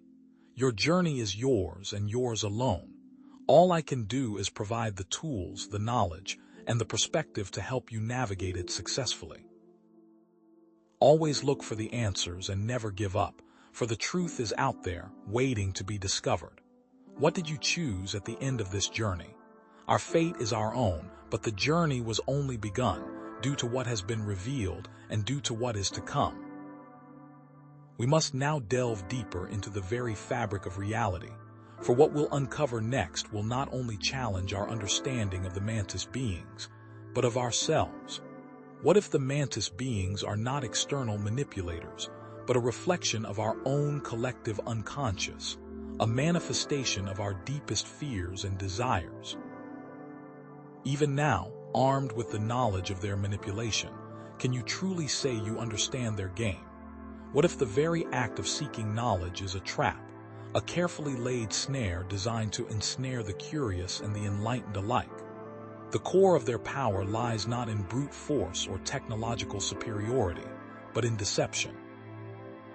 It is with this deception that their ultimate weapon isn't technology or genetics, but the subtle art of misdirection, and they are actively preying on the listener's desire to know, luring them into a false sense of security and understanding. The more you think you know, the more vulnerable you become. The Mantis beings are masters of exploiting our intellectual pride, leading us down carefully constructed paths of enlightenment that ultimately serve their purposes. It is like a moth to a flame. To make them easier to manipulate, the deeper you go, the easier you are to control. Have you truly awakened, or have you simply fallen deeper into their carefully crafted dream, where the illusion of freedom is the most effective form of control, a beautiful nightmare from which there may be no escape, undermining confidence by stating that this reality may be nothing but a long con. Now, consider the alleged accounts of individuals who believed they had escaped the Mantis being's control, only to discover they were still being manipulated on a higher level. These are the stories of awakened individuals who became pawns in a larger game, unknowingly spreading disinformation or carrying out specific actions that benefited the Mantis being's agenda. According to alleged leaked documents or whistleblower testimonies, the Mantis being's use of advanced psychological warfare techniques include methods to influence thoughts and emotions, create false memories, or subtly alter perceptions of reality, all designed to keep humanity in a state of controlled chaos. Ancient texts and esoteric traditions also warn of deceptive spirits or entities that masquerade as benevolent guides. These false gods or teachers lead humanity astray with promises of enlightenment or power, but ultimately serve their own selfish ends. This brings forth the concept of the Great Filter and begs the question if this species is truly benevolent and what their intentions are for the human race. Are they a test? Are they trying to help? Will we make it, or are we simply doomed? Analyzing the alleged accounts of Ray-manipulated individuals, one can see the subtle ways in which their perceptions were warped and their actions were controlled. What were the turning points? What subtle signs did they miss that led them back into the Mantis being's grasp? Discussing the potential scientific basis for these psychological warfare techniques, we must look into research in fields such as neuro-linguistic programming, hypnosis, and subliminal messaging. What can the human mind be capable of, and how easily can it be influenced? The ethical implications of such manipulation are staggering, considering the potential for long-term psychological damage and the erosion of free will. Are they even thinking about that? Or is it only for themselves, their survival, and their dominance? The Mantis being's alleged tactics and those used by human intelligence agencies or cult leaders are often paralleled, raising the question: is this similar to past civilization experiences, and are we doomed to repeat the mistakes of our ancestors? So we've explored the possibility of Ray manipulation, the Mantis being's advanced psychological warfare techniques, and the ethical implications of such control. Now the real question is, what happens when we are aware, but too late to act, because this has all been revealed, but what is the use if it is too late? But what if the ultimate goal is simply to observe us, to study our reactions to different stimuli, to learn from our mistakes and our triumphs, and to ultimately use this knowledge to perfect their own strategies for control, all this for naught, with our fate simply to be an example? Now, let's delve into the possibility that humanity is nothing more than a cosmic experiment, a vast laboratory where the Mantis beings are meticulously studying our behavior, documenting our every thought and action, all from a distance, thus introducing the idea of the human race being no more than ants in an ant farm. Are we players in a grand game, or are we simply data points in a cosmic spreadsheet, our lives reduced to a series of statistics and algorithms, our destinies predetermined by an alien intelligence that views us with cold, detached curiosity? And what happens when the study is over? What is the final result, thus raising the stakes to a chilling level, leaving what is to come in doubt? Thus, the test is to see what it truly means to be human, and if there is hope for their race from our actions, raising the question: what do our choices mean, and are we even aware of the meaning behind them? If all this was for naught, then it could be to potentially create a new type of being, one that is neither human nor Mantis being, with all the manipulation and choices leading to something. But what is the end result for us? The final result will have a major impact on what is to come for humanity. Is it truly over? Then it is time to transition into the final synthesis. We've explored psychological manipulation, our limited free will, and their ever so subtle influence. What does it all mean? We will see next time with all that has been shown, thus preparing the listener for the final installment. Now it is up to you, the listener, to determine what it has all meant, to see what choices must be made, and what the future may hold. Was this all in vain? Or was there hope from the beginning, determining what is to come may be good or bad? It is up to the path we have all chosen to travel on. Our journey may have had bumps and turns, but we kept on the path for seeking the truth. We may never have found it, but the journey and message is what it is truly about, for which we give thanks for following what has been unraveled. What did we find? What do we do now? Our journey has come to an end, but yours has only begun, with a strong declarative statement. Even in questioning their methods, are you truly certain that you are not fulfilling their plans? What if your resistance is merely a variable they anticipated, a predictable outcome in their grand experiment? Perhaps your very awareness, the burning desire to unravel their secrets, is the tool they intend to use, a self-fulfilling prophecy woven into the fabric of your perception. The core premise lies not in our defiance, but in their observation, an intricate dance where our choices, both conscious and unconscious, are meticulously recorded, analyzed, and dissected to glean data for an outcome that transcends our individual fates.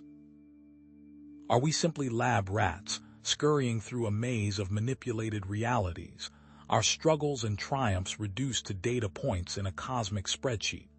Or is there something more at stake, a deeper purpose hidden beneath the surface of this elaborate game? If our choices are, in some sense, predetermined, what is the point of resisting? Why struggle against a current that seems to be pulling us inexorably toward a preordained destination?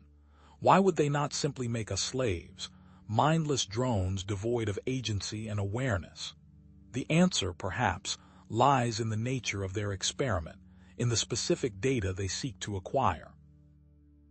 Are we witnessing a test of the human spirit, a crucible in which our resilience, our ingenuity, and our capacity for love and compassion are pushed to their absolute limits? Are we, in fact, living a life, or merely participating in a long, thought-out, calculated experiment orchestrated by the Mantis beings, an endeavor to save their race, even if it comes at the ultimate cost of ours? What if the very essence of our humanity is being dissected, analyzed, and reconfigured to fit the needs of an alien species teetering on the brink of extinction? The implications are staggering, the moral questions dizzying. Now consider the annals of history, where pivotal figures made decisions that shaped the course of civilizations, decisions that, upon closer inspection, seem to have inadvertently supported the consolidation of power by unseen elites, perhaps even the Mantis beings themselves. Take, for instance, the rise of centralized banking systems, the implementation of surveillance technologies, or the propagation of divisive ideologies. Were these the natural consequences of human ambition and ingenuity, or were they carefully orchestrated events, engineered to create a specific response, a needed outcome for a grander, more sinister purpose? The manipulation of choices, the subtle nudging of individuals and societies toward predetermined paths, raises profound questions about the nature of morality. How does it affect the moral spectrum in society? And for the individual, does the end justify the means, even if the means involve the systematic manipulation of entire populations? What happens when the very foundations of our moral compass are undermined, when the lines between right and wrong become blurred, and when the pursuit of knowledge leads us down a path of ethical ambiguity? Consider the accounts of alleged contactees, individuals who claim to have lived out entire lifetimes within constructed realities, meticulously crafted by the Mantis beings. So-and-so was saying that they describe a world that is indistinguishable from our own, a world where they experienced love, loss, joy, and sorrow, all within the confines of a simulated environment. But then, a glitch in the matrix, A fleeting moment of dissonance shattered the illusion, revealing the artificiality of their existence. The technology that makes this interdimensional playground possible is said to be rooted in the manipulation of spacetime, the ability to bend reality to one's will. So-and-so was saying this involves harnessing the power of higher dimensions, accessing alternate timelines, and creating pocket universes where anything is possible. Connect this to what had been touched on for their travel. Is this the same technology that allows the Mantis beings to traverse vast distances across the cosmos, to slip between dimensions, and to manipulate our reality from the shadows? Were these historical figures truly masters of their own destinies, or were they simply puppets dancing on strings pulled by unseen forces? So-and-so was saying, what were they trying to accomplish with the individuals they were testing? Are we experiencing the end result of their experiments, the culmination of centuries of manipulation and control? Or is there still time to break free from their grasp, to reclaim our agency, and to chart a new course for humanity? If these methods are indeed being employed, are they truly justified? What is the ultimate goal, and does the potential benefit outweigh the inherent cost? Are we truly test subjects, destined to fail, or is there a chance that we can rise above our predetermined roles and create a different outcome? So-and-so was saying he couldn't tell. What would happen if we knew what was at stake? If we were fully aware of the Mantis being's intentions, would we resist? Would we collaborate? Or would we simply succumb to despair? If this is truly a test, and the individuals knew what was at stake, what would they do? So-and-so was saying, would that change things, or would it come to the same conclusion? Perhaps the very act of defiance, the conscious rejection of their manipulated reality, is the key to unlocking our true potential, to transcending the limitations imposed upon us by these unseen architects. Thus, with what has been explored, it all comes down to what our final choice will entail, and what is on the line. The only question is, what will it be? Is this the dawn of a new era, a golden age of enlightenment and cooperation? Or is it the twilight of humanity, a descent into darkness and despair? What is next? What do we do with this burden? Is there going to be a happy end? Was it worth it? We will explore that and give a definitive message.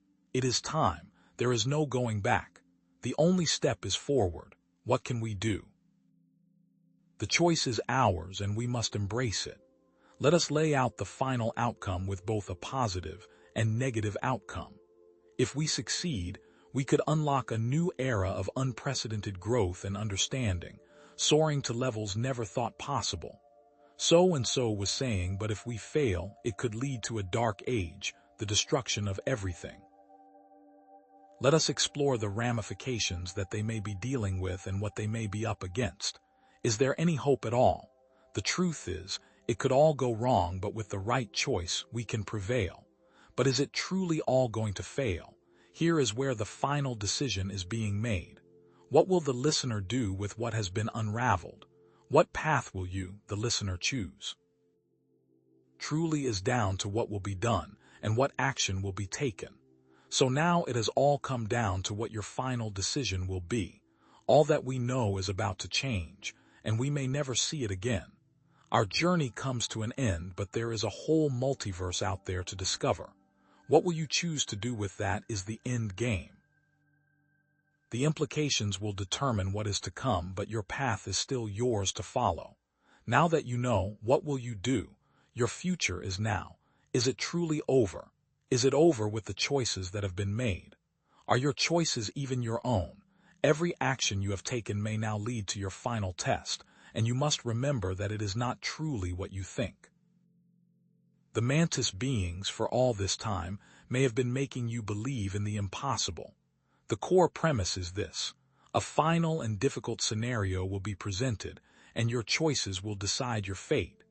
There will be hope, but the final moments will tell all. You are about to undergo a test scenario where everything will be called into question.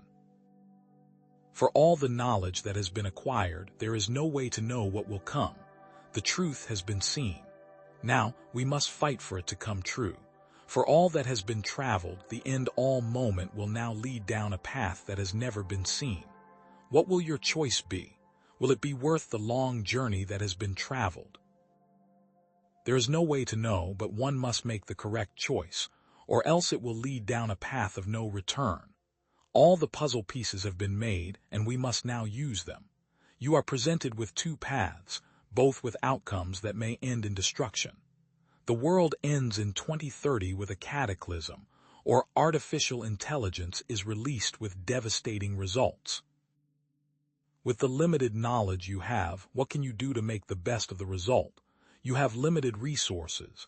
Actions and steps must be followed in order to ensure all goes to plan.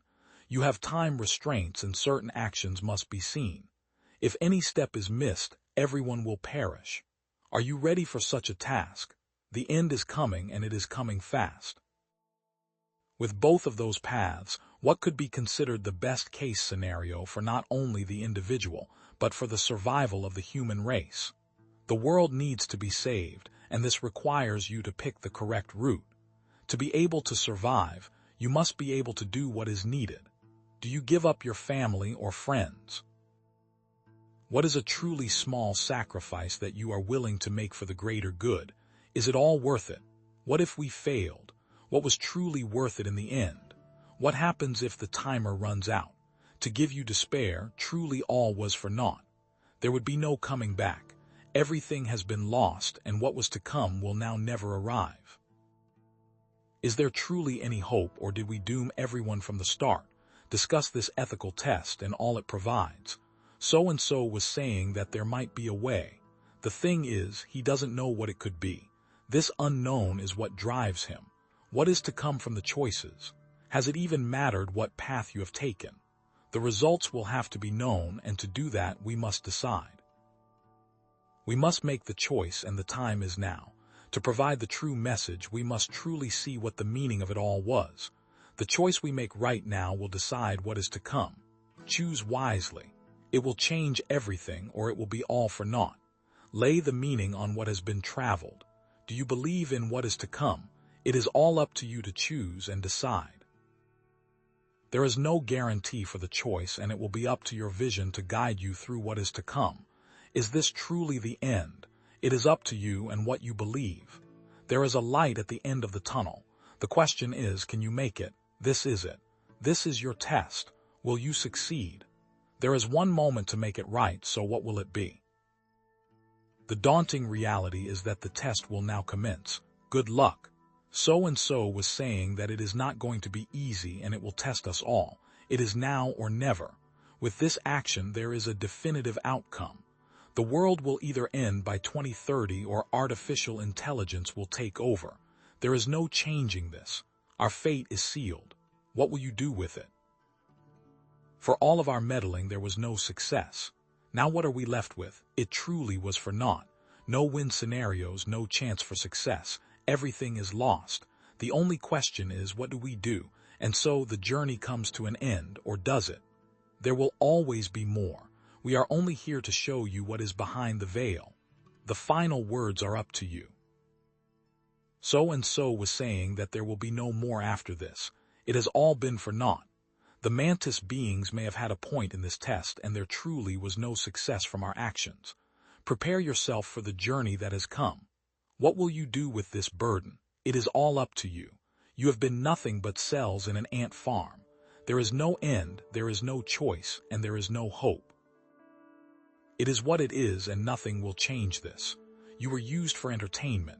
So-and-so was saying that you were nothing more than a tool. Thank you for listening, and what will come will come. It is now time to move on. Farewell. Let it all go and forget about it. The world is what it is, and nothing will change that. What now? Was it worth the run? Is this the end to everything? Is there nothing more? So many questions that will never be answered. So-and-so was saying that that is the point, that there is no answer. What does that mean? What truly will come from all of this? Prepare for what is yet to come and hope for the best. You will need it. So-and-so was saying that there may be a need for hope, but there is no chance for that. So where does that leave us? We have explored the endless possibilities, and yet here we stand. But we have a test to take. What is truly to come of it? The test will have to be passed in order to determine if we pass the standards of the Mantis being. The clock is ticking. Are you ready? The reality of their test is upon us, and the moment of truth is at hand. Lay out the map for how this test is set and what key decisions have to be made. The year is 2030 and there is a global cataclysm. Or is there? This is the only way, so they say, to save the world. What can be done to ensure the survival of the human race with the limited resources that we have? Is this a game, or is this the final hurdle? What are we to do in such a situation? Detail the requirements that must be made to ensure success. There is not much time. There are groups to contact and certain pieces of technology must be acquired. If one part is not achieved, we fail. It is easy to say all will be fine, but the truth is, we are on the edge. Can you handle the truth? We have to know if we can survive. The Mantis beings have given us a test, but do they truly want us to succeed? Lay out the time that is to come and what each step will entail. What challenges will there be? What actions will take too long and what actions are deemed useless in this journey? We must be swift and we must be precise. Any mistake can mean the end of everything. Time is of the essence and we cannot afford to waste a single moment.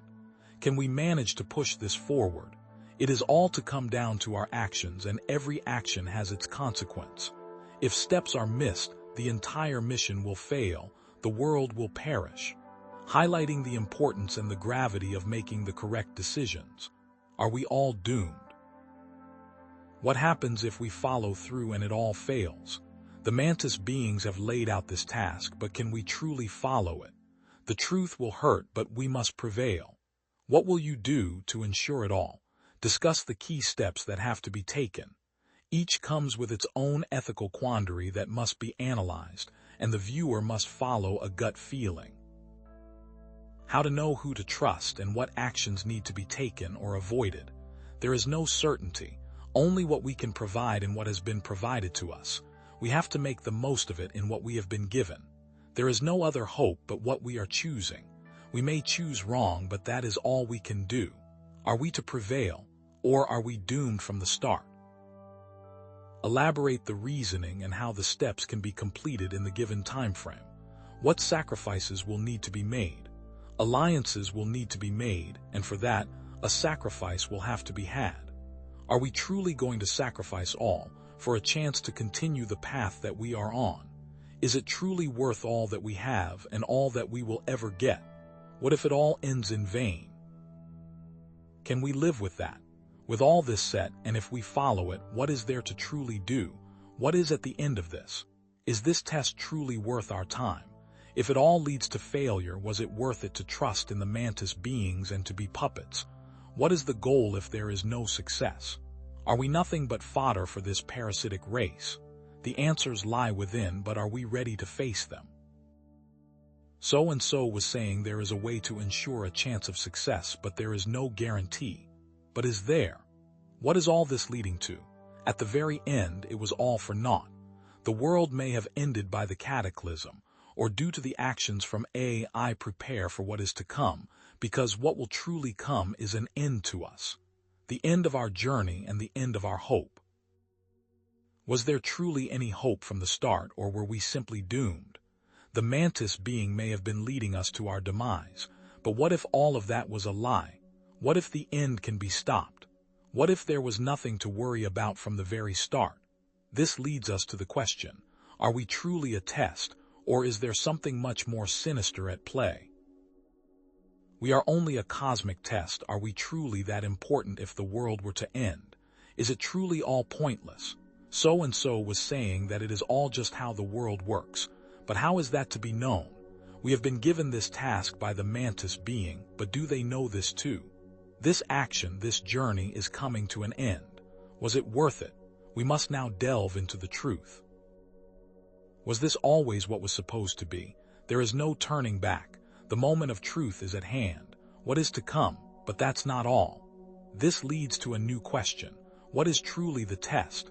Was it to save the human race, or to see what we as individuals could do for the better? Prepare yourself for the final moments where all this will come together. Is there truly anything more? Are we at the end of it all? What will you do? It all ends here. With our time spent on what has been presented, we are now at the end. The test came and has ended. And now what? What was truly the point? What were we trying to accomplish? So-and-so was saying there was more to this, and the ending has yet to come. Elaborate that all decisions led to a singular end. There was no true change. Is that our fault or theirs? It is easy to place blame, but what is truly the fault of this? Is there someone to blame, or is that how life has to be? The thing is, where are we going now? What can we do to prevent the inevitable? The answer is unclear, and that is a problem. With this all and so much time spent, it is over. We are here now. Do you accept what truly has been shown? The answer is up to you. This is the moment that all the work, all the action has led up to. What has come must be shown. Show the way that it truly is with the new reality. Take what has been presented, all the information from all different paths, and make the right choice. Your story may continue, or it may end here. It is truly all known by what you decide from the heart. And that is what matters most. That was the test, and you have succeeded. The test to end all is what the message has portrayed. What will you do? Our journey comes to an end, and there is nothing more I can truly show you. For it is a new journey, it was a test, and you were chosen. It may end here, it may not. You must choose the light or the dark. What will it be? One final question remains. What lies beyond the veil? You now have your answer. Go. But we're just scratching the surface of what's to come. All that you have acquired, all that you believe, is about to be put to the ultimate test. But now, the time has come to look within, to truly grasp the nature of the world around you and determine if you are prepared for what is to come. Or have you been deceived, played as mere pawns for their amusement? Only time will reveal the truth, so we must now strive to understand the true nature of what lies before us. What has been seen? What has been learned, and is it truly up to our actions to decide what happens next? Imagine this scenario. The Earth, the world as you know it, stands on the precipice of destruction. Some say it is a natural event. Others claim it is the work of unseen forces, but the outcome remains the same. The only way to ensure the survival of the human race, you are told, is to eliminate a specific group of individuals. The fate of the world rests upon your shoulders, contingent on your willingness to make an impossible choice. Can you condemn a few to save the many? Can you live with such a decision? Are you prepared to play God? Consider the individuals in question. A brilliant scientist, on the cusp of a revolutionary breakthrough that could solve the world's energy crisis, but whose methods are deemed unethical and dangerous by many. A charismatic leader, capable of uniting warring factions, but known for their ruthless pursuit of power. A group of seemingly ordinary citizens, chosen at random, but who, according to cryptic prophecies, hold the key to either salvation or annihilation. Are they worth saving? Is the human race, with all its flaws and contradictions, truly worth saving at such a cost? There will be no help forthcoming. No guidance, no assistance, no divine intervention. This test can only be taken once, and the consequences are irreversible. What actions, what thoughts, can you bring to bear in this dire situation? There is no method to change your mind once the decision is made.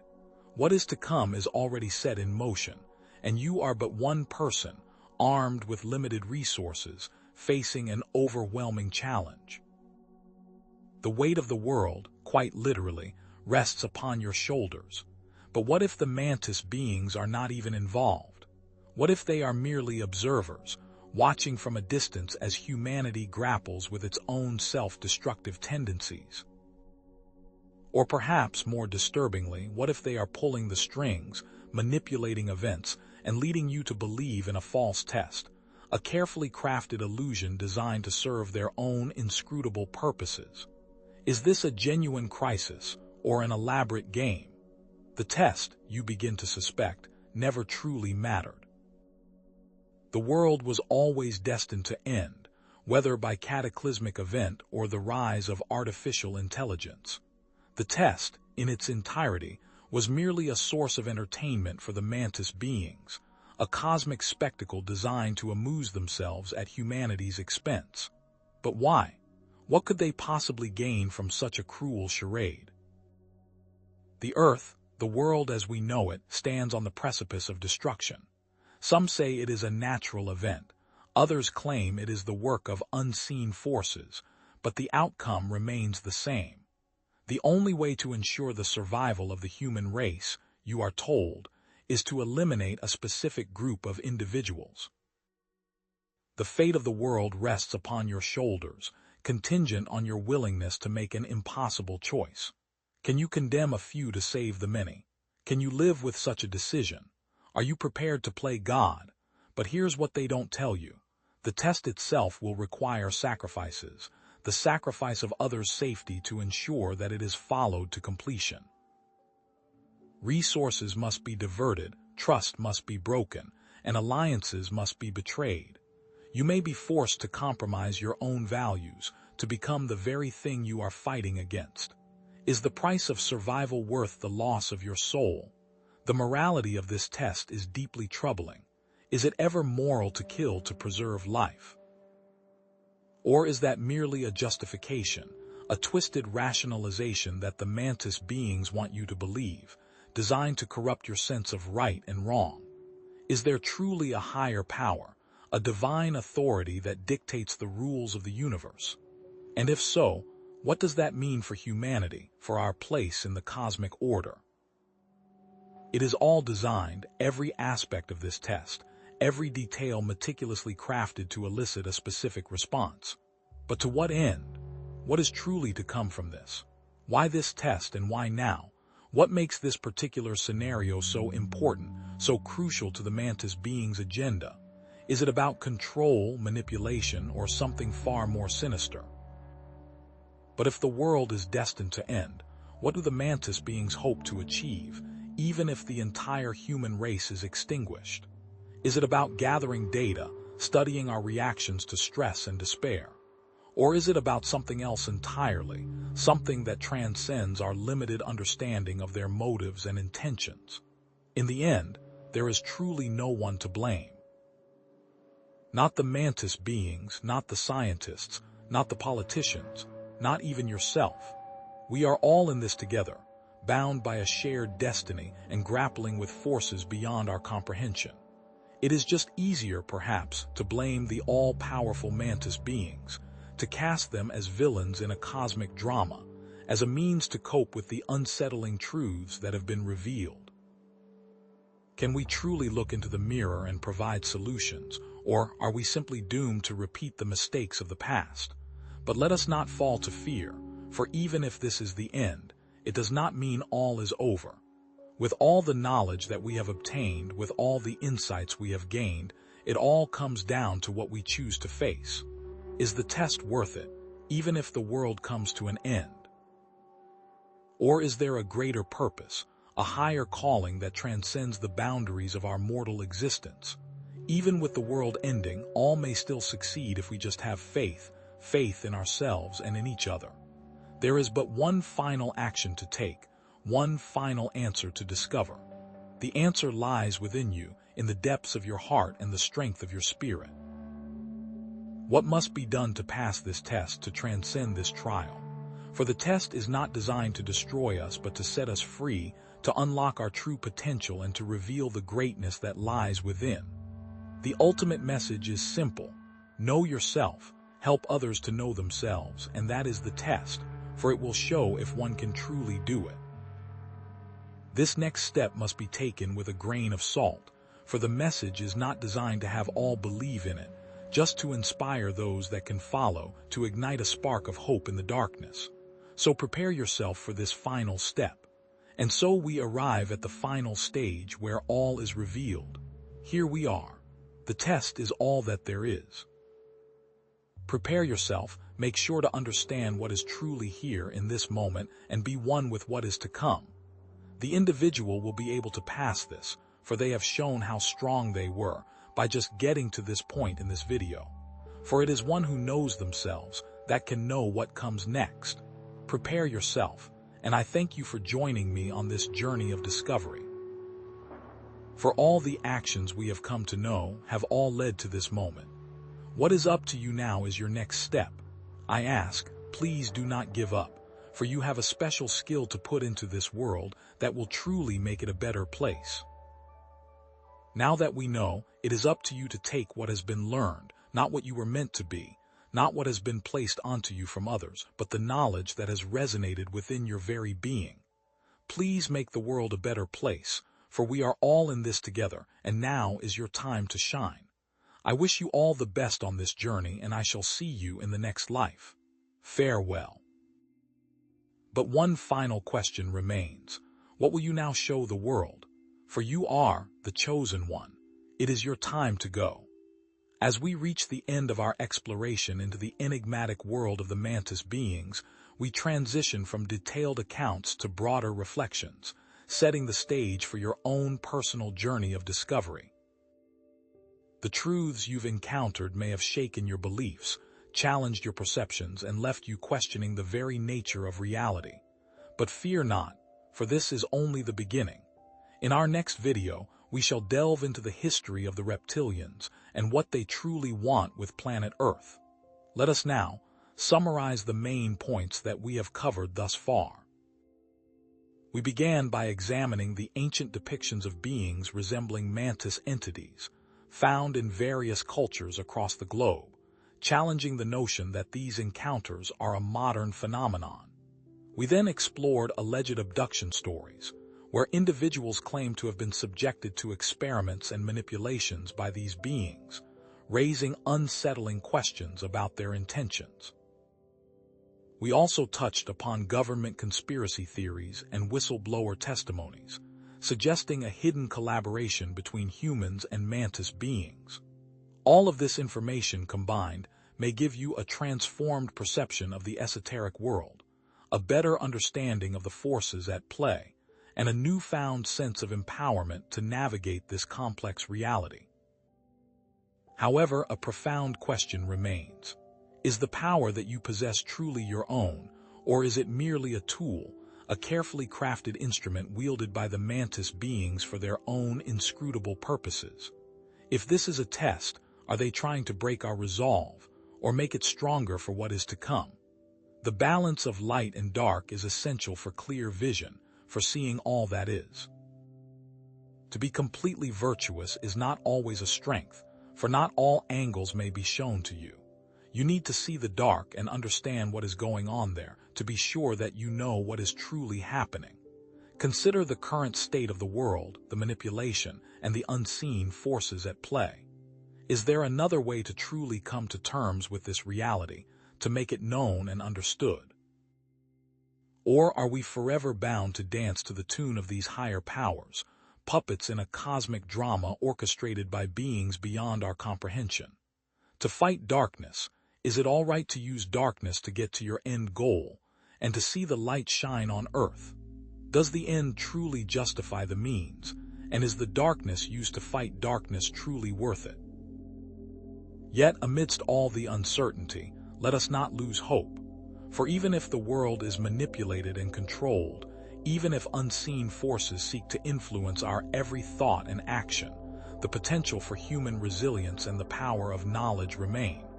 There truly is light, even if it seems small and insignificant. The amount that matters is the will to take that light and follow it, to bring what is truly known to others. There may be all this darkness, and it may seem as though they are taking over, but perhaps it is not such a bad thing. Perhaps it will only lead to other things, to a greater understanding, a more profound awakening. Therefore, never stop questioning, never stop seeking, and never stop believing in the power of the human spirit. And now, I encourage you to share your own thoughts and experiences in the comments below. What do you believe to be the truth about the mantis beings? Was this exploration worth your time, and did it spark a new understanding within you? Share this video with your friends, those who may also be seeking knowledge and enlightenment. those who may be able to shed light on this intricate web of cosmic mysteries. Join us next time as we delve deeper into the alien agenda, exploring the reptilians and their sinister plans for planet Earth. For the story does not end here but continues to unfold, revealing new layers of complexity and intrigue. May the eternal light forever guide your path, and remember, question everything.